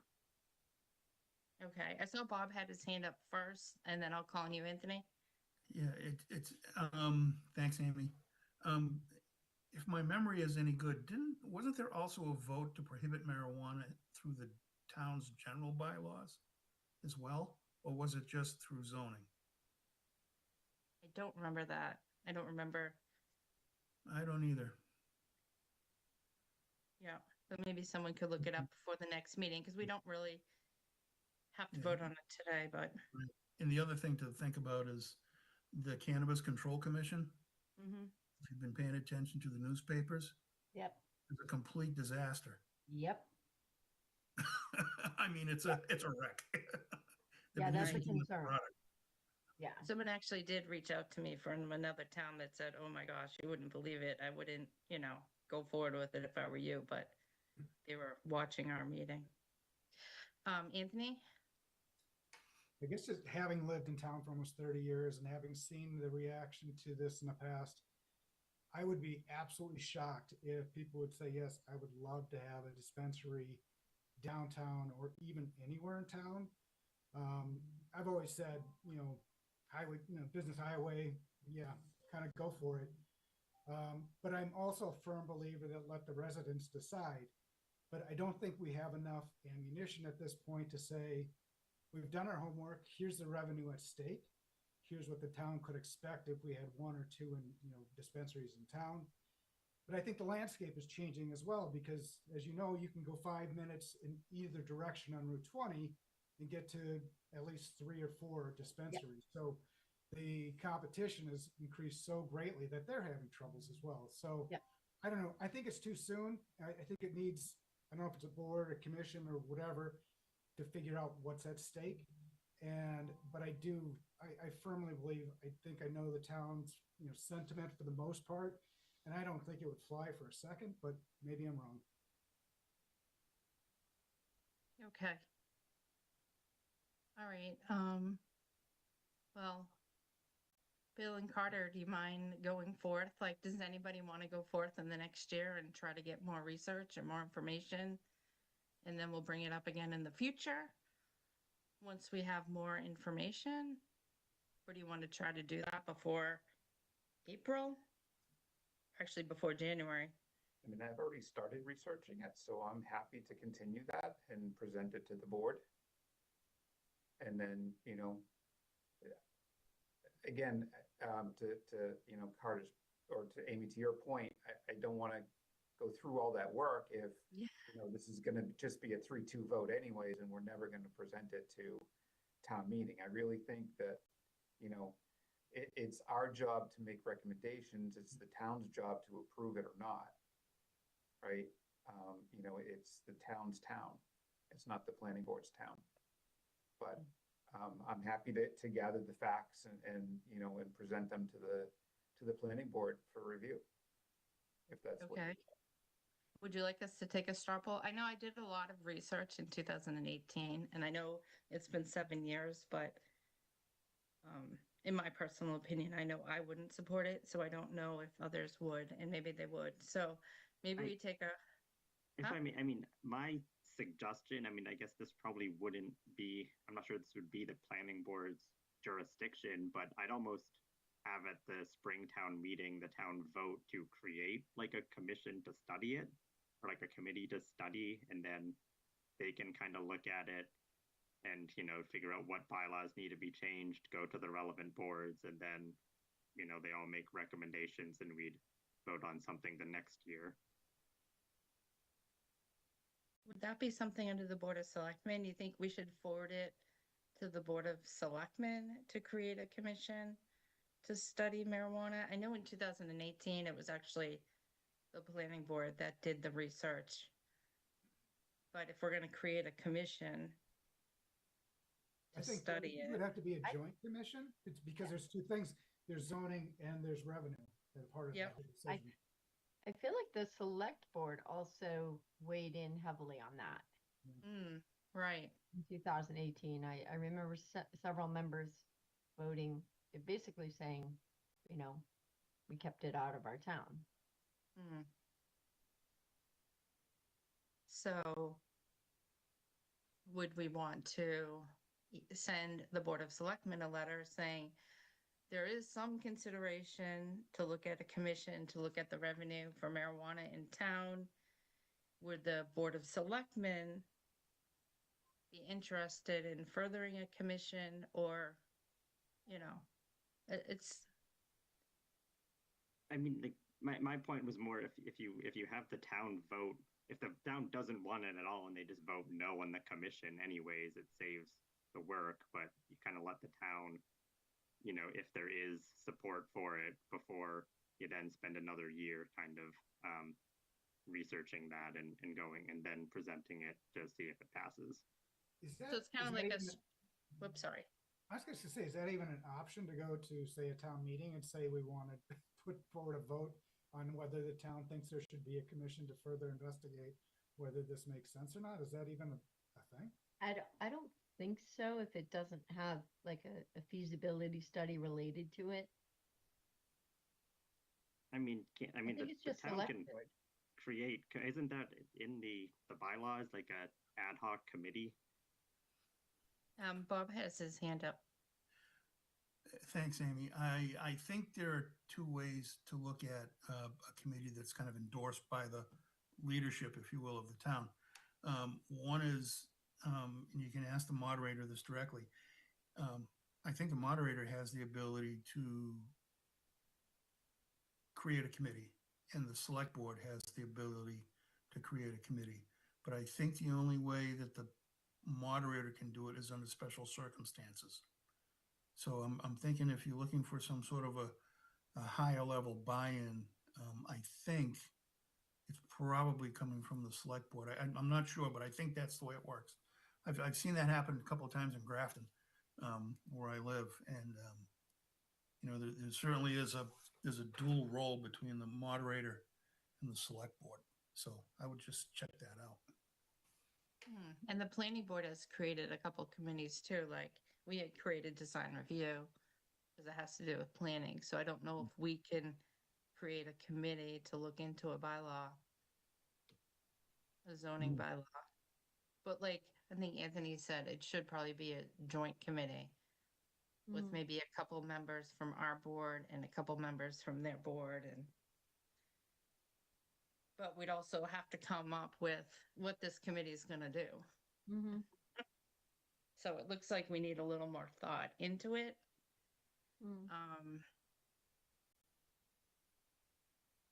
I don't know. Bill, do you remember how it was brought forth last time? I wasn't on the board when it was brought forth last Okay. time. No, I didn't. I mean, on the board. I just whether you were at town meeting or any of that. Yep. Okay. Just curious. I was on the board and it was new, so we were just following the Cannabis Commission. Uses. And then there was a lot of information that was coming out, so we Yeah. just followed that information, but there was no real study because it was new. Okay. That makes sense. Yeah, I mean, I think it's worth studying, but to Bill's point, if we think the town is gonna outright reject it, we could do a lot of work and then not have any. Well, I'm not worried about the town rejecting it. I'm worried about the boards rejecting it. This board and the select board, because if this board and the select board aren't going to put it on the warrant, then why do the work? Right? Right. If this board is at least willing to put it on the warrant, then, okay, then it's worth doing some work. Yeah, it's a tricky thing though, because I feel like it may be worth putting it on the warrant for the town to review, but I would hate to say that this is something that was either supported or not supported by myself as a board member. So that's the tricky part of that, you know. Yep. Agree with that. Yeah. Right.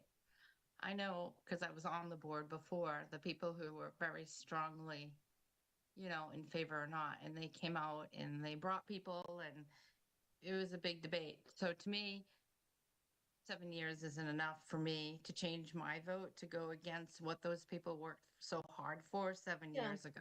Sure. But again, I think, Yeah. you know, we have more information, you know, to perhaps bring to all perspectives. Hmm. Well, Anyways, there's going to be real world data now in terms of other towns and what they're Right. collecting and, you know, what's the potential. I mean, Right. it's one thing to separate yourself personally from what you want, and then to say, well, this is maybe I'm not in alignment, but the town might be in favor of it. I wouldn't know. Hmm. I mean, maybe would it be make sense, and I guess directed towards Bill, is we just did the cursory homework to find out what revenue is at stake, what, you know, problems it may have created in other towns, what benefits it's brought, and then just kind of have that in our back pocket for early next year to have that next discussion and say, well, here's what's at stake and, you know, the goods and the bads, and then determine if we want to, you know, I don't know if it's too soon to, or we have enough time to get it to spring meeting or not, but at least maybe more incrementally look at this. Yeah. I mean, one of the, you know, I'll give a little bit of just one little anecdote. I don't know if everyone remembers when that place in Hudson opened up, that's up by the Highland Commons. They had to have police out there and they were directing traffic, and that was in 2019. One just opened in Marlboro, and there's no traffic to it whatsoever. Right. It didn't increase the Very traffic. different. And so, you know, that difference is the difference of 7 years, Yeah. right? And yeah. So, And the multitude of offerings now. It's interesting. Yeah. so Mm. but like I said, you know, I'm happy to do a little bit of legwork. I just, you know, like I said, if this board isn't willing to put it on the warrant, then doing the legwork isn't going to matter, right? Right. And I feel like- Yep. Go ahead, Carter. I mean, I guess I don't really think I can really say if I'd be willing to support it on a warrant if I don't know what it like without knowing what exactly would be presented. I mean, what I kind of most want to learn more about would be like what options does the town have and what kind of powers can the town have to kind of, you know, what are the options and what are the kind of impacts of it? Because again, I was reading some of the state laws about it, and kind of if, you know, there's rules of like if the town allows one, it has to kind of follow different rules unless or you know, if the town allows it and then changes its mind, it has to go through a different process and stuff like that. So I kind of want to learn more about what is the state law and how that kind of regulates what towns can and can't do with this. That makes sense. The recent webinars on it. I know in 2018 there were a lot of like webinars, there were a lot of classes, there was a lot of information. I don't know if they still have that. Like Bob said, the Cannabis Commission is like in disarray right now. So, and that's kind of concerning too, to bring something forth when the landscape is changing. I know even like the health effects that they talked about before is changing. Like they said, if you read the NIMH or NIH letters, that originally they said, oh, it's not bad for you. And now they're saying, oh my gosh, what's coming out of it? And they're finding in Colorado and other states what's causing concerns for mostly kids, young adults. So, all right, so where are we going to leave this? Bill's going to do some more research or even find out where the research is out there if you want to do that. I could talk to I could talk to the chair of the Board of Selectmen and see what they would think about a joint commission between the planning board and the select board, if we want to go that route. I think it makes sense to include the select board because they would have jurisdiction over these, much like how they have jurisdiction over the alcohol now. Yep. They would have jurisdiction over this, so it would definitely have to include them in Yeah. some way, shape, or form. So we could write a letter that the planning board's looking into possibly going forward and looking into marijuana dispensaries. Any concerns, or how does the select board feel about that? Is that what you want their input? Yeah, I mean, would they want to set up a joint committee just to review the facts and present them to both boards? Mm-hmm. Okay. I know very well, I see the news stories, but, I also work for the MBTA. And so I see the news stories of the MBTA and then I see what really happens here. And there's a huge difference between the two. So don't just go by the news stories of what happens at the Cannabis Commission. Mm-hmm.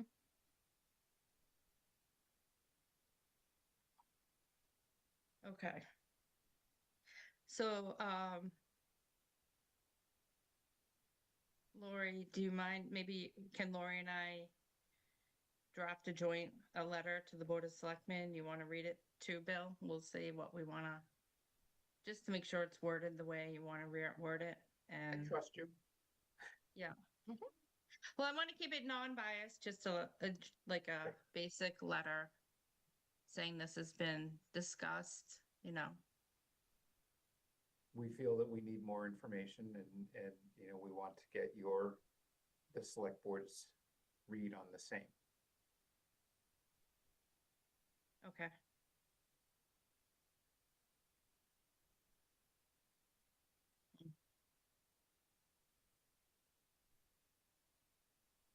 All right, so we can do that. Next, there were a couple bylaws brought forth by Carter. And are there any you wanted to remove, Carter, after the discussion last time?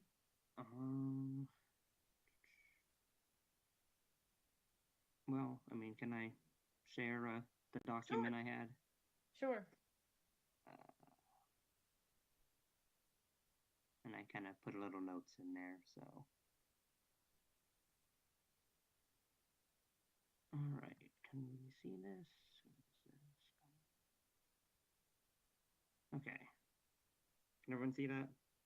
Yep. All right. So the open space residential bylaw, I think we were on board with that one, if I understand correctly.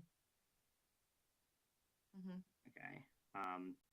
And so yeah, I mean there's probably a bit we'd have to look into. I think we were kind of, we were having discussions about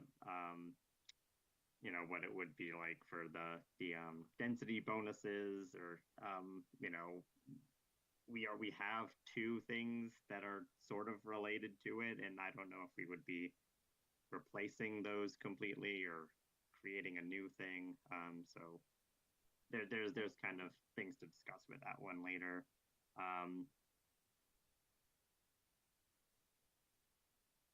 The hotel, motel, or conference center uses, or the multifamily dwellings. I know there was a lot of hesitation, and I know we got an email unhappy about the suggestion of multifamily dwellings. I think I'd like to keep kind of discussions open on some of these. If there are, I'm not sure I would go forward with that proposed change, but I do think I'd like to continue discussion, and I would like to learn a bit more about what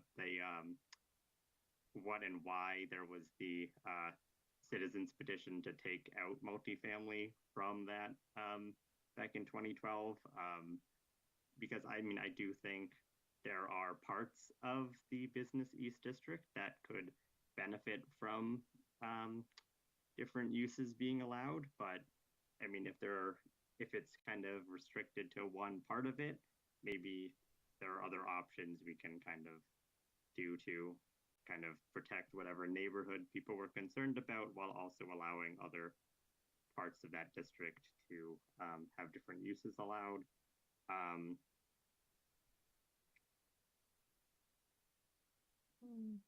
I'm not sure what the kind of opinion on the home occupation uses was. I think my comment on the home occupation is that residential uses aren't currently allowed. Mhm.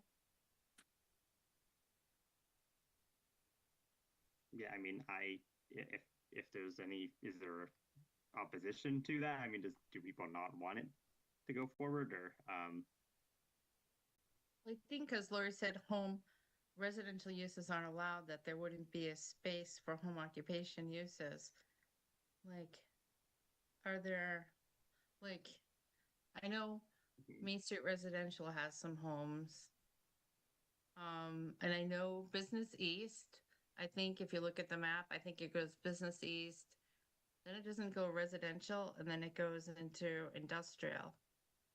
So I don't know.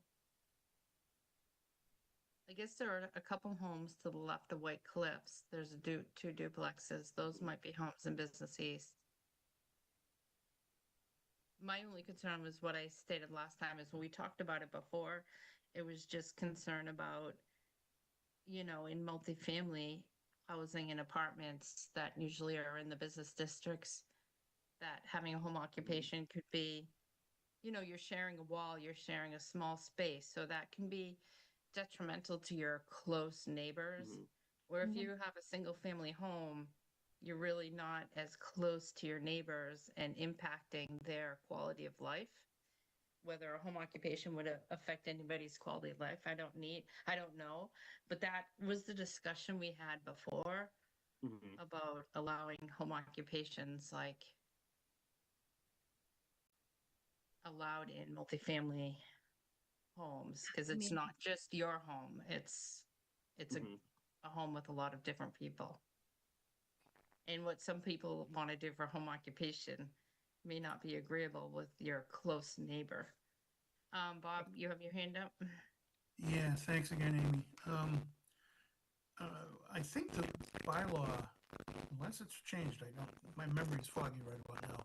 I'm under the impression that if you're doing home occupation, the home has to be owner occupied, which makes it very difficult for somebody who's in an apartment to have a home occupation. And even then, home occupations are restricted by type. Yep. So, you know, we have some protections already in the use definitions under home occupation. Because I get a fair amount, you know, can I have a home office, you know, at, you know, an apartment, and you know, realizing everybody works from home these days, or a lot of people do. You know, I don't have too much of an issue with it, but I kind of press the issue when I say, okay, do you have people coming to the house? Are you know, taking in deliveries and sending out stuff? Are you having employees and things like that? You know, if it starts to look and smell like a bigger business than just one person at a computer, then I have to say no. You know, but I think the big thing goes to if it's a home occupation based business, the unit or the dwelling has to be owner occupied.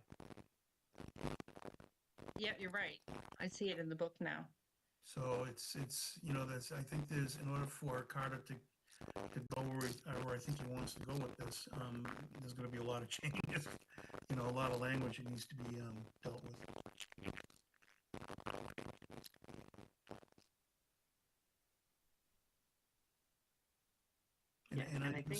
And I understand the thing. You know, if somebody's in an affordable housing, they're trying to build a business. You know, there's, you know, whatever. You know, it's not a bad idea to give somebody an opportunity to make something of themselves. It's just right now, the current structure we have isn't real friendly for that. Lori has her hand up. Yeah, I just wanted to point out that we did have an example recently before the Zoning Board of Appeals, where somebody had asked for a use variance to allow a home occupation. In that case, it was in an attached single-family home. So, in other words, a townhouse. So it was prohibited because it wasn't an owner-occupied single-family home, so they had to get a use variance for that, but it was granted. So that is an option. So say you have a residential use in, like a non-conforming residential use in those business districts, they could get a use variance to allow a home occupation. Yeah, in my time here, in my 8 years here in Northborough, I think there's been 1 or 2 other times when a variance by the ZBA was granted for specifically that purpose, where it was a tenant, non-owner occupied. I think one was an art dealer and the other one was some sort of a jewelry, custom jewelry, one person artist type thing. So yeah, I mean, there is kind of a pattern of the ZBA granting variances to get over that rule. Another question with that. So if the business east doesn't allow residential and this were to just be put in place, would that allow somebody to then have a residential unit at their business? No. Yeah. No, you have to have a residential situation first. Mm-hmm. And a home occupation is considered an accessory use Mm-hmm. to the main purpose, which would be residential. Mm-hmm. The multifamily homes, are those, I think there's a State Farm or something. Are those condos, do you know, across from White Cliffs, or are those owner occupied? Mixed use, I think. I was just curious. Maybe nobody knows. I was just trying to think of how many houses run Business East.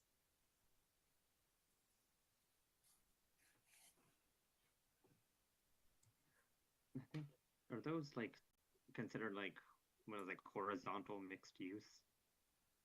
Yep. Bob, yes? I see you have your hand up, Bob. Do you have I thought I something took new? my hand down. Oh, sorry. I thought maybe it was something new. Yeah. All right. So how do we go forward with this? Do we want to look into how many units this would affect? That's what we used to do. Is if we were making a change to zoning before, when Kathy was the planner, she would always say, okay, let's see how many people this would affect. And then is it a positive effect or a negative effect? I don't know how hard it is to say how many home occupations this would mean on Business East, West. So And I don't know. in other words, you want to know how many single-family homes exist in those Yeah, districts? those zones. But I also don't want to take up all your time because I know you want to do the subdivision rules and regulations this year. That's something that I can assign to Abby. So Okay. if you want me to do that research, I will do it. Does anyone think that would help, or it doesn't matter? Again, I don't want to waste time if it doesn't matter, if people just want to go forward with it or don't want to go forward with it. I think it makes sense. Bob, do you have your hand up? No, I don't. I think I'm having a hard time with technology tonight. Okay. Well, if you have something to say, you can just say it, because then I'll stop calling on your hand. Okay.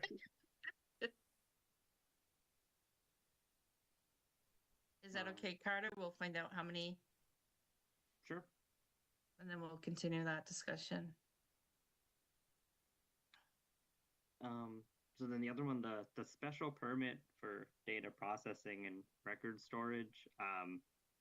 Yeah, I mean, I can, I guess, email this to Lori.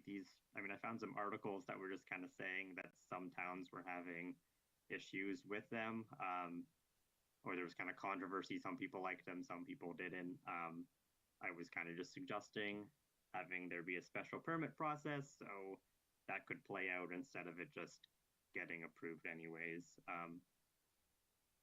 But yeah. Are you talking data centers or data processing facilities? I guess would data centers be kind of So within data that? center is just like computers, so it's a lot of Right. electricity going into the site. There's actually one in town, actually on Barefoot, Mhm. Iron Mountain, that front-facing building. They have the Mhm. big building in the back, but that front-facing building is a data center. Yep. Data processing is where there would be a lot of people going to, let's say, medical facility where they're typing in a lot, doing a lot of data processing. Mhm. But those two are usually separate. That's, I separate guess, kind of terms. what I wasn't sure if those are considered the same thing in this. I don't think I saw like a data center piece in our zoning. I mean, I could be wrong about. There is a definition. I can read it. Okay. It says an establishment providing business services such as, but not limited to, payroll processing, financial transactions processing, document preparation, management and operation of computer facilities, or internet service providers. So it sounds like it's similar to like an office use. Mhm. Yeah. Yeah, I guess. I mean, I'm just wondering, would a data center fall under that or something else? What do you mean by data center? Like a computer that's processing thing. I mean, yes, Like some the Iron larger, Mountain facility. yes, on or Barefoot. there's some like larger ones that I was linking to in those articles. Yeah. Usually when you get pushback from those, it's because, they either use a lot of water for the cooling or they use a lot of electricity. Yep. And that's I thought more data storage, but I could. Data centers. Yeah. So like I went out, Carter, all the links that you have there are data centers. So Yeah. there's no people actually, or very, very few people working there. Right. Mhm. Where I think that what Lori describes is more of a data processing center. Like there are people going in, payroll processing and that type of stuff. Amy, if I may. Thanks. Sorry, sure. It's okay. Here in town, the front building at Iron Mountain is data storage.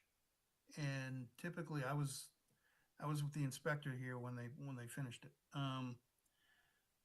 There's about 3 people in that building. Okay. To my knowledge, doesn't use a ton of water. In Grafton on Centennial Drive is the backup data center for State Street Bank.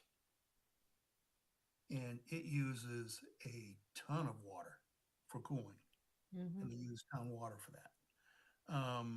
Now, in the back of the building, in the back building where Iron Mountain is, they renovated, I want to say maybe 4,000 square feet on an internal renovation. And this is set up by the insurance company. So if you've got, say, a call center that is mission critical in, say, I don't know, Lowell, and it gets burned out, okay? Subscribers to the insurance company can move those people to the Northborough facility and resume operations within 24 hours. Okay? And that's something that's part of the insurance process of some of these larger data processing centers or call centers or whatever. And, there are those centers around as well. And it's basically just a big office environment. It's just one big wide open area with just cubicle farm, and the computers are already there. The lines are already there, the break rooms, the parking, you name it, it's ready to go at a moment's notice. 90% of the time, there's nobody in there.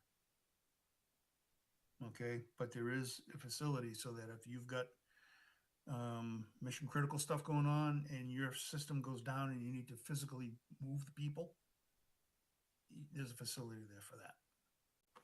Okay, so I think when it comes to data processing, data storage, electronic storage, I think it really comes down to what are you doing and what type of storage and what kind of data is it? You know, I mean, if it's just electronic storage, like a cloud, it's the front room, there's 3 people in the building. You know, if it's a data center that has to be temporarily activated because of a disaster somewhere else, there's another use. Okay, so I'm just putting that out there. Do you think there has to be a new definition? Like, say you wanted to have a special permit on the ones that drain all the water resources, would that be a different definition that we could add? I would leave that up to the water department to figure out. You know, again, in Grafton, I'm on the water commission, one of the water commissioners, and that's typically an issue with the water department to figure out. Mm-hmm. You know, because some of these places have water cooling systems, some use, you know, and they refresh it so you're not dumping all that water down. It's recycled and reused and filtered through again and chilled. Some of the smaller places just run the water and just let it go. So I think it depends upon the scale of the operation. But I honestly think that should probably be an answer to be dealt with by the water company. Yeah, and Bob, to your point, you know, we were at the MBTA, we were actually looking to, for a colo site. And, you know, we visited, there's a site there's a company called Markley, which is very well known, has a lot of data centers. They have a site in Lowell, they have a site in Boston. But one of the sites we toured was actually the Iron Mountain facility. Right. They've converted that front building to a data center with racks. It's not just storage. It's not just data storage. It is a data facility. And one of the, you know, at all of these sites, including Iron Mountain, if you look at the front of the building, right, you see all those office cubicles. What they tell you is, if you're a customer of ours and you have an emergency, you can come here and work. Now, I don't know if that was, if, you know, that might have changed since, you know, since when you had that last inspection, but that is how they're selling it now. Yeah, it is different from the original occupancy, and I don't have a bone to pick with what they're doing now, but that building was built with double and triple redundancy. It's a vault within a vault within a vault. All of the glass on the outside is legitimate bulletproof glass. It's designed to withstand a Class 5 hurricane or something like that. It's built. Yeah. You know, and it's built purposely for, you know, secure data, at the time, data storage. But that's why I'm wondering if, to Carter's point, you know, maybe we do need a definition now of data center, right? Marlboro's got a few data centers. Like I said, Lowell, Boston, you know, they're trying to move these data centers away from the urban areas, right? Markley doesn't want their facility in Boston anymore because there's too much potential issues.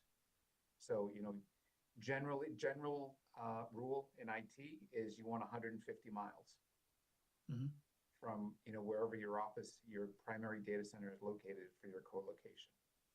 So that's why, you know, when you see the Western Massachusetts, that very first link, that's why that one was a big one. State of Massachusetts actually has 2 data centers, one in Chelsea and one in Springfield, just to have that 150-mile radius. Yep, I've been to the one in Springfield. Yeah. When they first opened it, and actually Liberty Mutual is the same way. Their main center is in Portsmouth, and their secondary is Lewiston, Maine, which has been up there since, I don't know, the 60s. Yeah.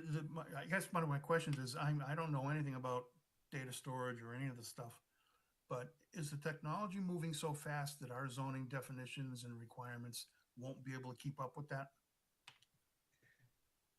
I don't think it's about it keeping up. I think it's just about having the definition there so that if somebody does come and want to build that, we're ready, whether we want it or not, right? And to your point, speaking to the water department or speaking to the other departments, getting their ideas now instead of, oh no, now somebody wants to come in with this and then doing it at that point.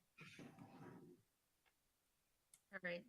Bill and Carter, do you mind working on the definition? Do you want to work on it together, or one of you wants to do it? Like, I guess it doesn't hurt, because I do notice a lot of our definitions in our bylaws are old.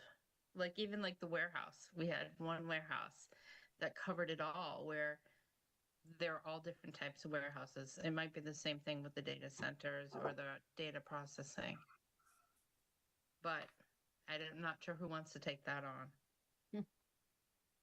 I mean, it sounds like, Bill, you know a bit more about this than I do, but I'm curious and kind of would like to learn a little bit more about this. Well, maybe what we'll do is first thing I'll do is we can look out at other towns and see if they have that definition in their zoning. Okay. Right, especially places that already have it. Like I said, Marlborough has quite a few facilities. I can look out at Lowell as well. So, yeah, I'm happy to start it. Okay, so we'll leave that on for next time. I think the site plan review for the large single family dwellings was pretty had a negative not support among the rest of the board. So I mean, yeah, I don't think we would go forward with that specifically.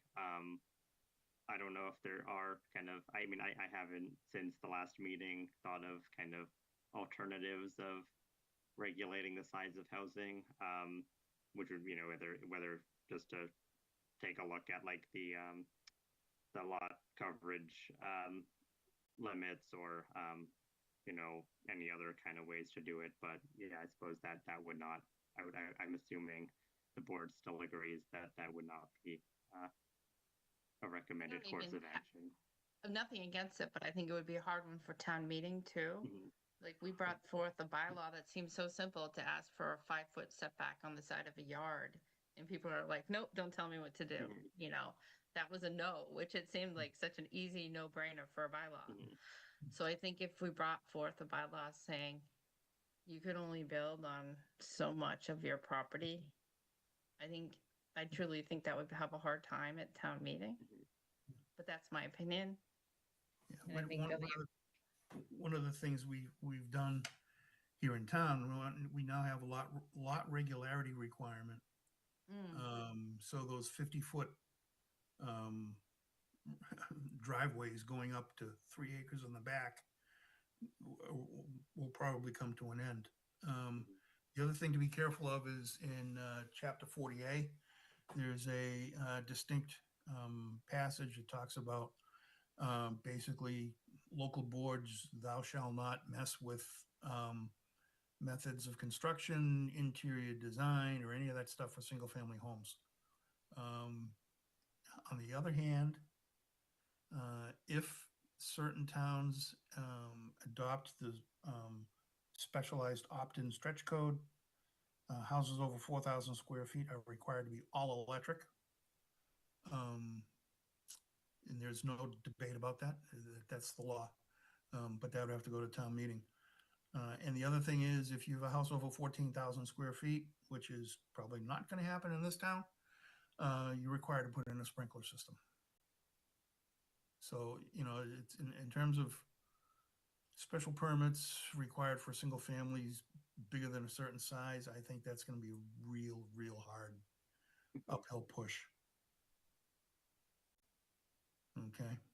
I mean, I guess like when I was kind of coming up with that, I was almost thinking of just like, could you even just like create a cap on say no, a single family house must be smaller than 4,000 square feet or something like that. And then just again, I was thinking of like you'd have flexibility that you're not just outright no.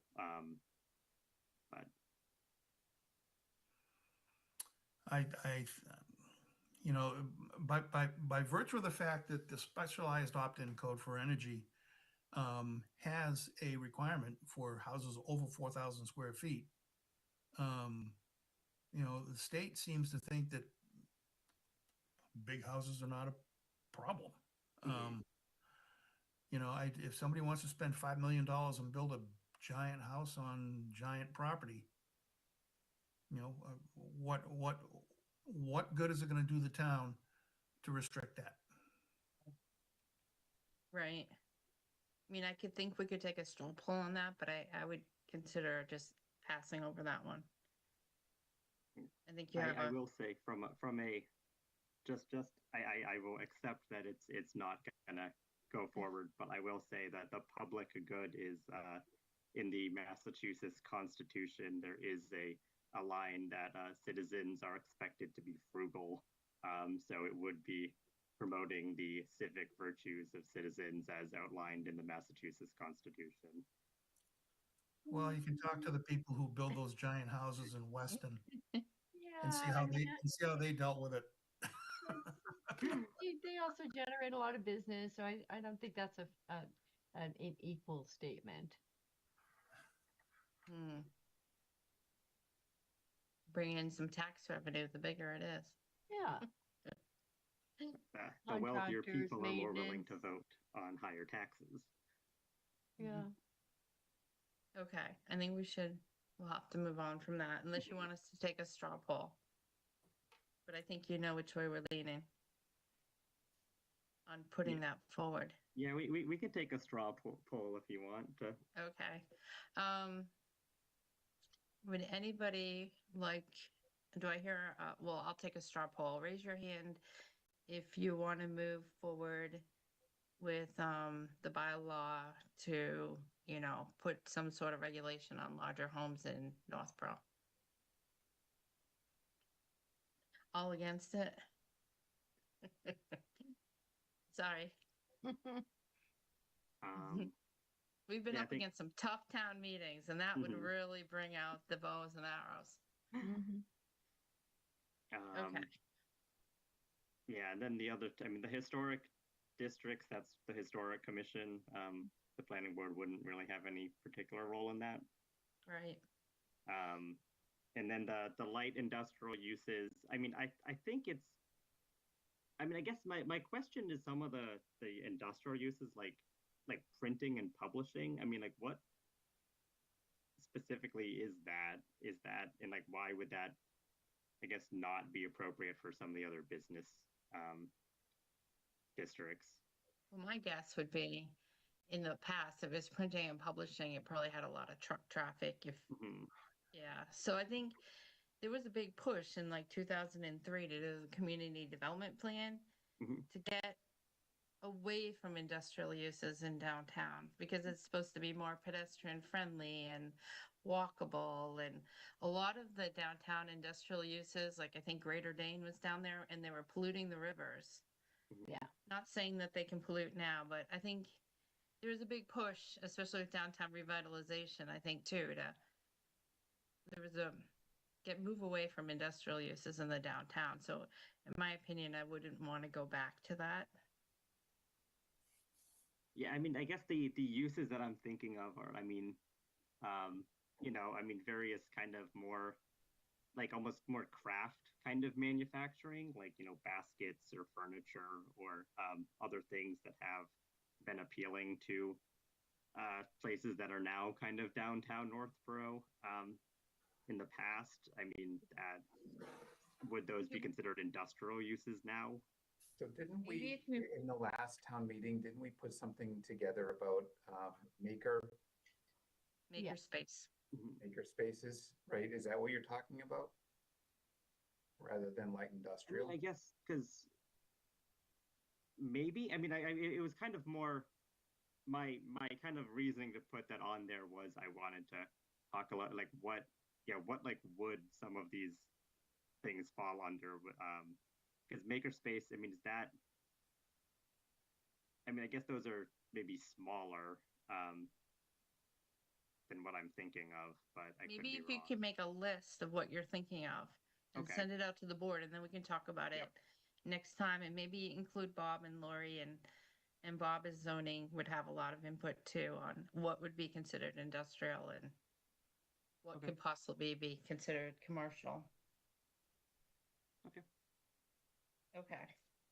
So, I think that's it.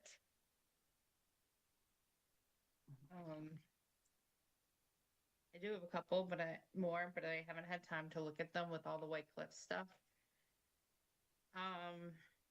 And I've lost my agenda and all my other papers. Or would Did we lose the Anthony? We did lose Anthony. I was gonna note the time. He had to run, so I told him just to log off. And that would be noted in the minutes. It was probably around 8:07, 8:08. So okay. Next on the agenda was to discuss potential zone. Oh no, we already did that. Are there any A&Rs, lot releases, or bonds, Lori? Nope. Carter, you have your hand up? Yeah, I was just gonna ask, I mean, is adding the assembly halls to the general zoning something we're also gonna look at for the spring? It's up to Lori, you and Bob want to talk about that and get back to us at the next meeting? Sure. Okay. Bob, you have your hand up. If you want to talk, you can talk. I'm not sure if it's a leftover hand. I'm technically challenged. You can- That's usually my role. Okay, so that means we'll go on to minutes. We have the minutes of September 16th. Carter and I had some updates. Carter, I think, made some changes to some of mine, and I'm fine with those. Does anybody else have any additional changes? Nope, hearing none. Do I have a motion to approve the minutes of September 16th, 2025 as amended? So moved. Second. Okay, roll call vote. Bill Pierce, Aye. Carter Brannon, Aye. Millie Milton, Aye. and I'm an aye. Our next planning board meeting is October 21st. Oops, I missed subcommittee updates. Anybody have any subcommittee updates? I do not. Nope. I have a little bit. Sure. So we had our open space committee, and honestly, I don't remember what date it was. But so we had Don Byrne from Westboro kind of gave a little bit of explanation about the B Walt and Aqueduct Trail things. I believe he's kind of volunteering to put together some kind of feasibility study with maybe another engineering thing that will have to go out to the town. But yeah, and I know they were saying that they think there might be a better chance of the Aqueduct Trail. The state or there's the MWRA to put the like not pave it, but a lesser paved Surface. some kind of surface on the aqueduct.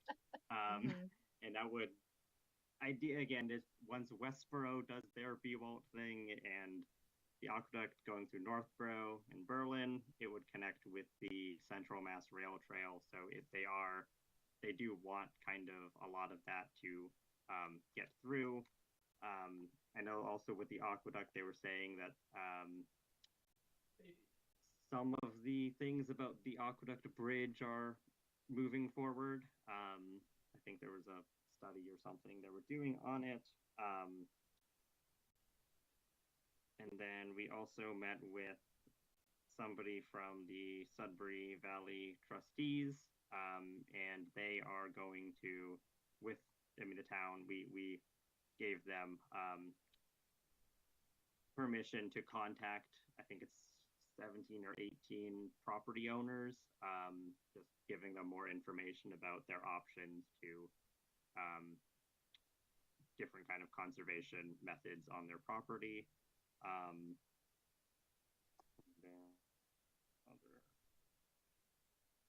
And then I also had let them know about that we were probably going to go forward with the open space bylaw redo.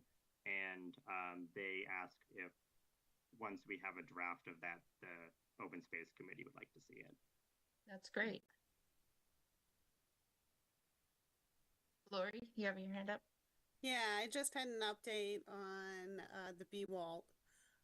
Unfortunately, I found out a couple of days ago that our joint application for a planning grant for the Route 9 corridor study was denied. I was kind of surprised about that because usually they really enjoy regional applications. So part of the scope of work was to study the feasibility of the B-Walt Trail extension. So that door has been shut for now. That Westboro was the lead community, so they're going to reach out to the funder for feedback to see if it'll be worth reapplying. There are some grant funders where if you apply multiple times, then you have a better chance of getting it. So I'm not sure if this is one of those or not. So I can provide more feedback when I hear from Westboro. Then I did follow up with Don Burns because we had previously discussed a walk of the alignment, which would be helpful for me when applying for the trails feasibility study. And then just Carter, so I've already explained this to Don Burns. If we are able to get the funding for a feasibility study, we do have to procure. So they could be the successful consultant, or it could be somebody else. We'd have to go through that process to determine it. Lori, did you have any updates on the bridge? Is that going through or it's still slow? That's been in talks for like 20 years. That'll be going as long as the dog park. Yes, it is going slow. So Vinny has kind of taken over the coordination with Stantec on the design. And I do understand that they are planning on attending a Trails Committee meeting this month and presenting their preliminary findings. So I haven't seen anything yet. I'm sure Vinny will share that with me when he gets it. So the structural integrity of the bridge is good. So that's good. And one of the things that I had also explained to Don Burns is that because it's been so challenging to work with MWRA on the Aqueduct Bridge project, I don't want to go back to them. I don't want to like rock the boat. And 2 years ago, they told us no, that they didn't want to allow any alternative surfacing on the Aqueduct Trail. So until we get our multi-use trail over the Aqueduct Bridge, I personally don't want to rock the boat by, going to the well, because they did tell us no. So I don't want to go back 2 years later and be like, hey, you changed minds?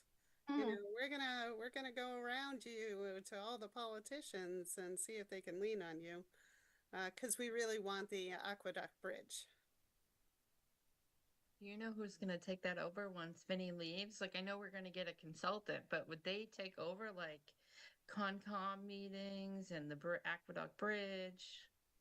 Yeah, so I have talked with the town administrator's office about expediting the advertising for Vinny's position so that there can be some overlap of a couple of weeks where Vinny can really sit down with that person and kind of train them to take over these projects. So I'm not sure yet whether that person will continue to do the Aqueduct Bridge project or it'll fall back in my lap.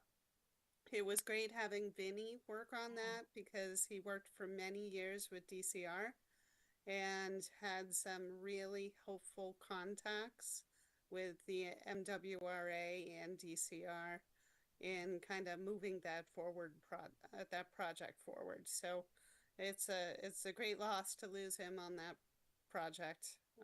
But I'm hopeful that the new conservation agent, chances are they won't be a civil engineer, but they certainly will be experienced and capable of handling similar projects. Hopefully Vinny can lean on his friends and say, don't drop Northborough. They've been waiting 20 years for this. I remember when I first started on the planning board, like, I thought it was so exciting. But now I'm losing the excitement because it's been so many years. I thought it was like going to happen that year, and that was like 2014. Yeah, I think this project has been my slowest moving project ever. So it has been a challenge, but at least we got some momentum now.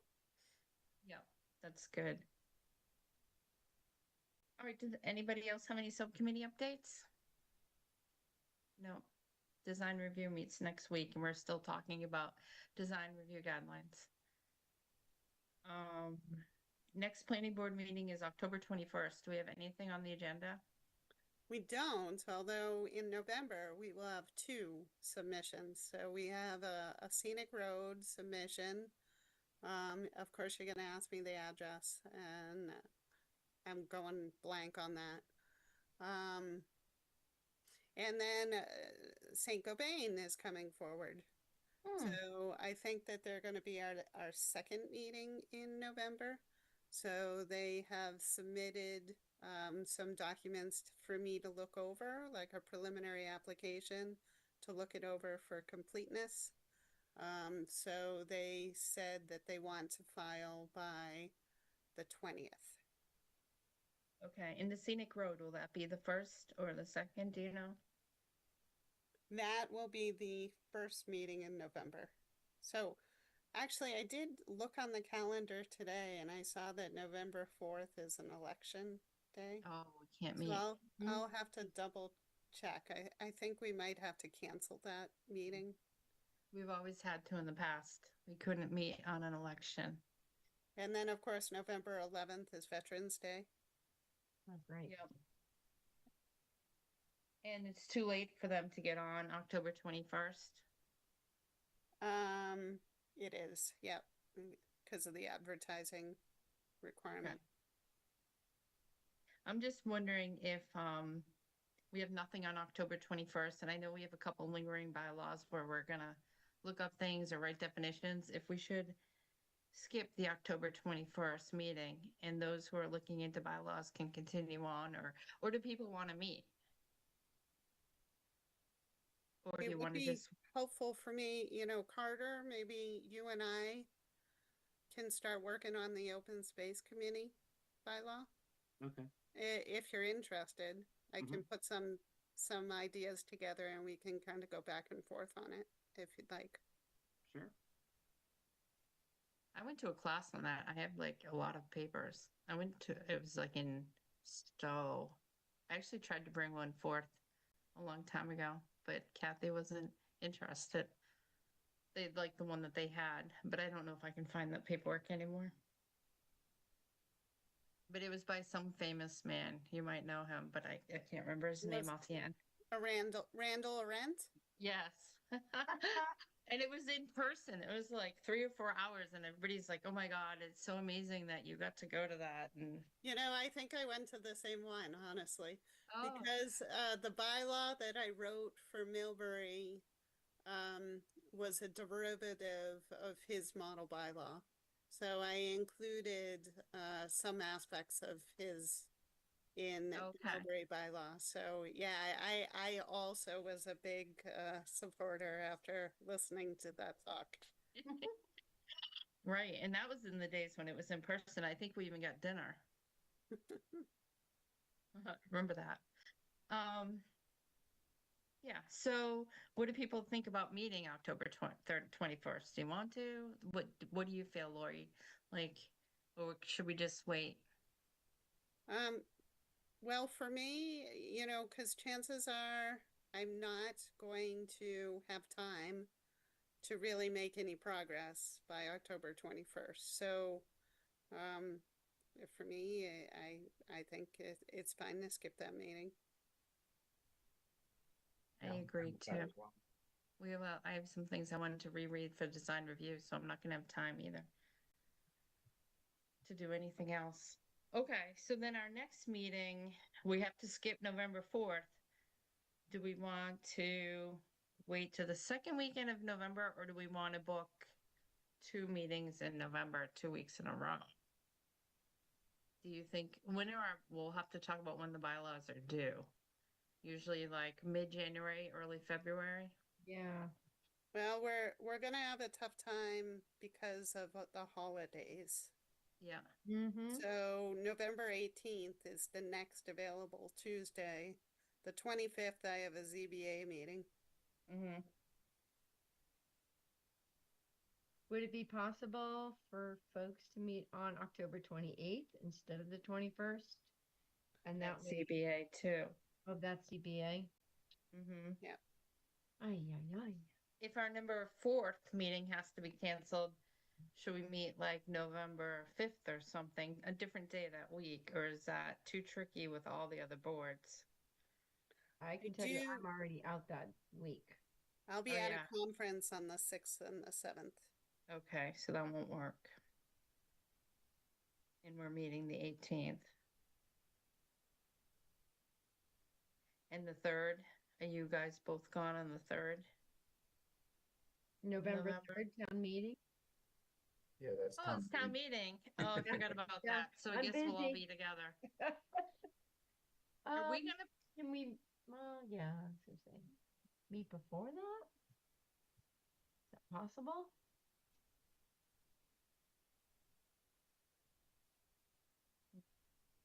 Because I do think if we meet the 21st and we have nothing ready, then it's Kind of a waste. right, kind of a waste of what meeting. I do need to know because I need to advertise that scenic road application. Mhm. So I do need to know, if you wanted to meet the 3rd before town meeting, then that would have to be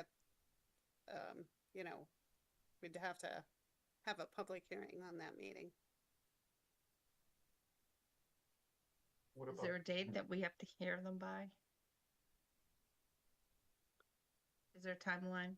Of course, that's a separate bylaw. I'd have to look. Mm-hmm. Let's see.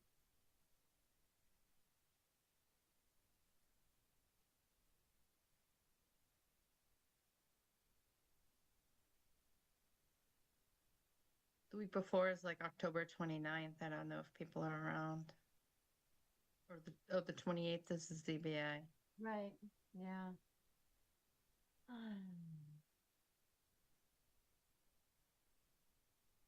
what about November 10th? Ah, it's my birthday. That would be mean. Oh, I can't do that one then. We'll be celebrating your birthday on a any birthday. No, if that's the only date, then sure, we could do that. Well, I hate to do that too. Oh, I can't do the 11th, but what about the 12th? That Wednesday? We do the 12th and then the 18th. Yeah, we might need it before town meeting if we're really gonna come up with some things. Mm-hmm. And via email, like Lori and Carter can meet, and if Bill, you get that email about the definition, you can send it to Lori. Because as long if it's just 2 of you meeting, it's not open meeting law, as long as the rest of us aren't talking about it. Right.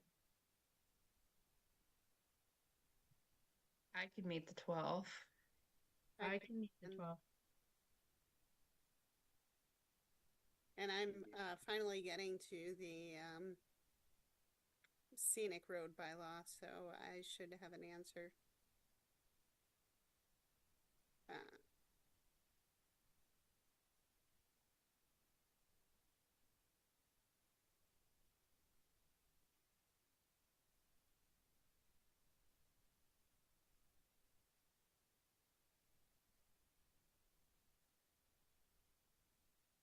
Town meeting is what, at like 6 o'clock? Mm-hmm. 6:30, I think. It's within 30 days of the date on which a property filed a request. I can ask them for an extension, because I know they just filed, I want to say maybe Thursday of last week. Okay. Which is today. So that'd be the second. So then would we have to do it on the 21st then? Because you wouldn't They even can't be able make to it do in time. October. They can't make the 21st because I don't think, right? Because you need to advertise or they're not ready. I wonder if we could do it on the 5th. So we'd have town meeting on the 3rd. I have my conference, but I could, I can't do the 5th. Oh, you can't do the 5th. What about the 29th? Did we already rule that one out? I don't think I have enough time to advertise. Let's see. Actually, I would if I advertised on the 15th and the 22nd. The 29th of October? Yeah. Since we can't meet November 4th, we can move it up to the 29th if it works for people. Yep, That works for me. That works for me. Okay. So do you mind that, Lori? Yep, that's good. Okay. Okay. So All right. We're Wait, no actually- for the November one. Is it the Wednesday, the 29th? Yes. Yes. Okay. Because ZBA is on Tuesday. So do you want to do 6 o'clock? Sure. That works for everybody. Yep. Yep. Okay. So Wednesday, the 29th will be our next meeting, which will give us more time to look at the zoning bylaws. And then we skip the 4th and then we meet again on November 18th. Okay. Okay. Sounds good. Anything on the ZBA meeting for October 28th? I just have one application, and it's for dispute of an appeal of the building inspector's decision regarding a fence. Oh. Okay. All right. Master Plan Implementation Committee, are they meeting on October 16th? Yes, I believe so. I still haven't heard from a couple of folks, so I have to send out a follow-up email verifying that we will have a quorum. Okay. I don't think I replied, but I can make it. I can Okay. make it too, but I think I did reply. Now I don't know though. Thank you. Okay. Does anybody have anything else to add for tonight's meeting? Nope. Hearing none, I make a motion to adjourn. So moved. Second. Okay. Roll call vote. Bill Pierce, Aye. Carter Brennan, Aye. Millie Milton, Aye. and I'm an aye. I will see you guys on October 29th at 6 o'clock. Night, everybody. Thank you. Good night. Night. Thank you. Good night.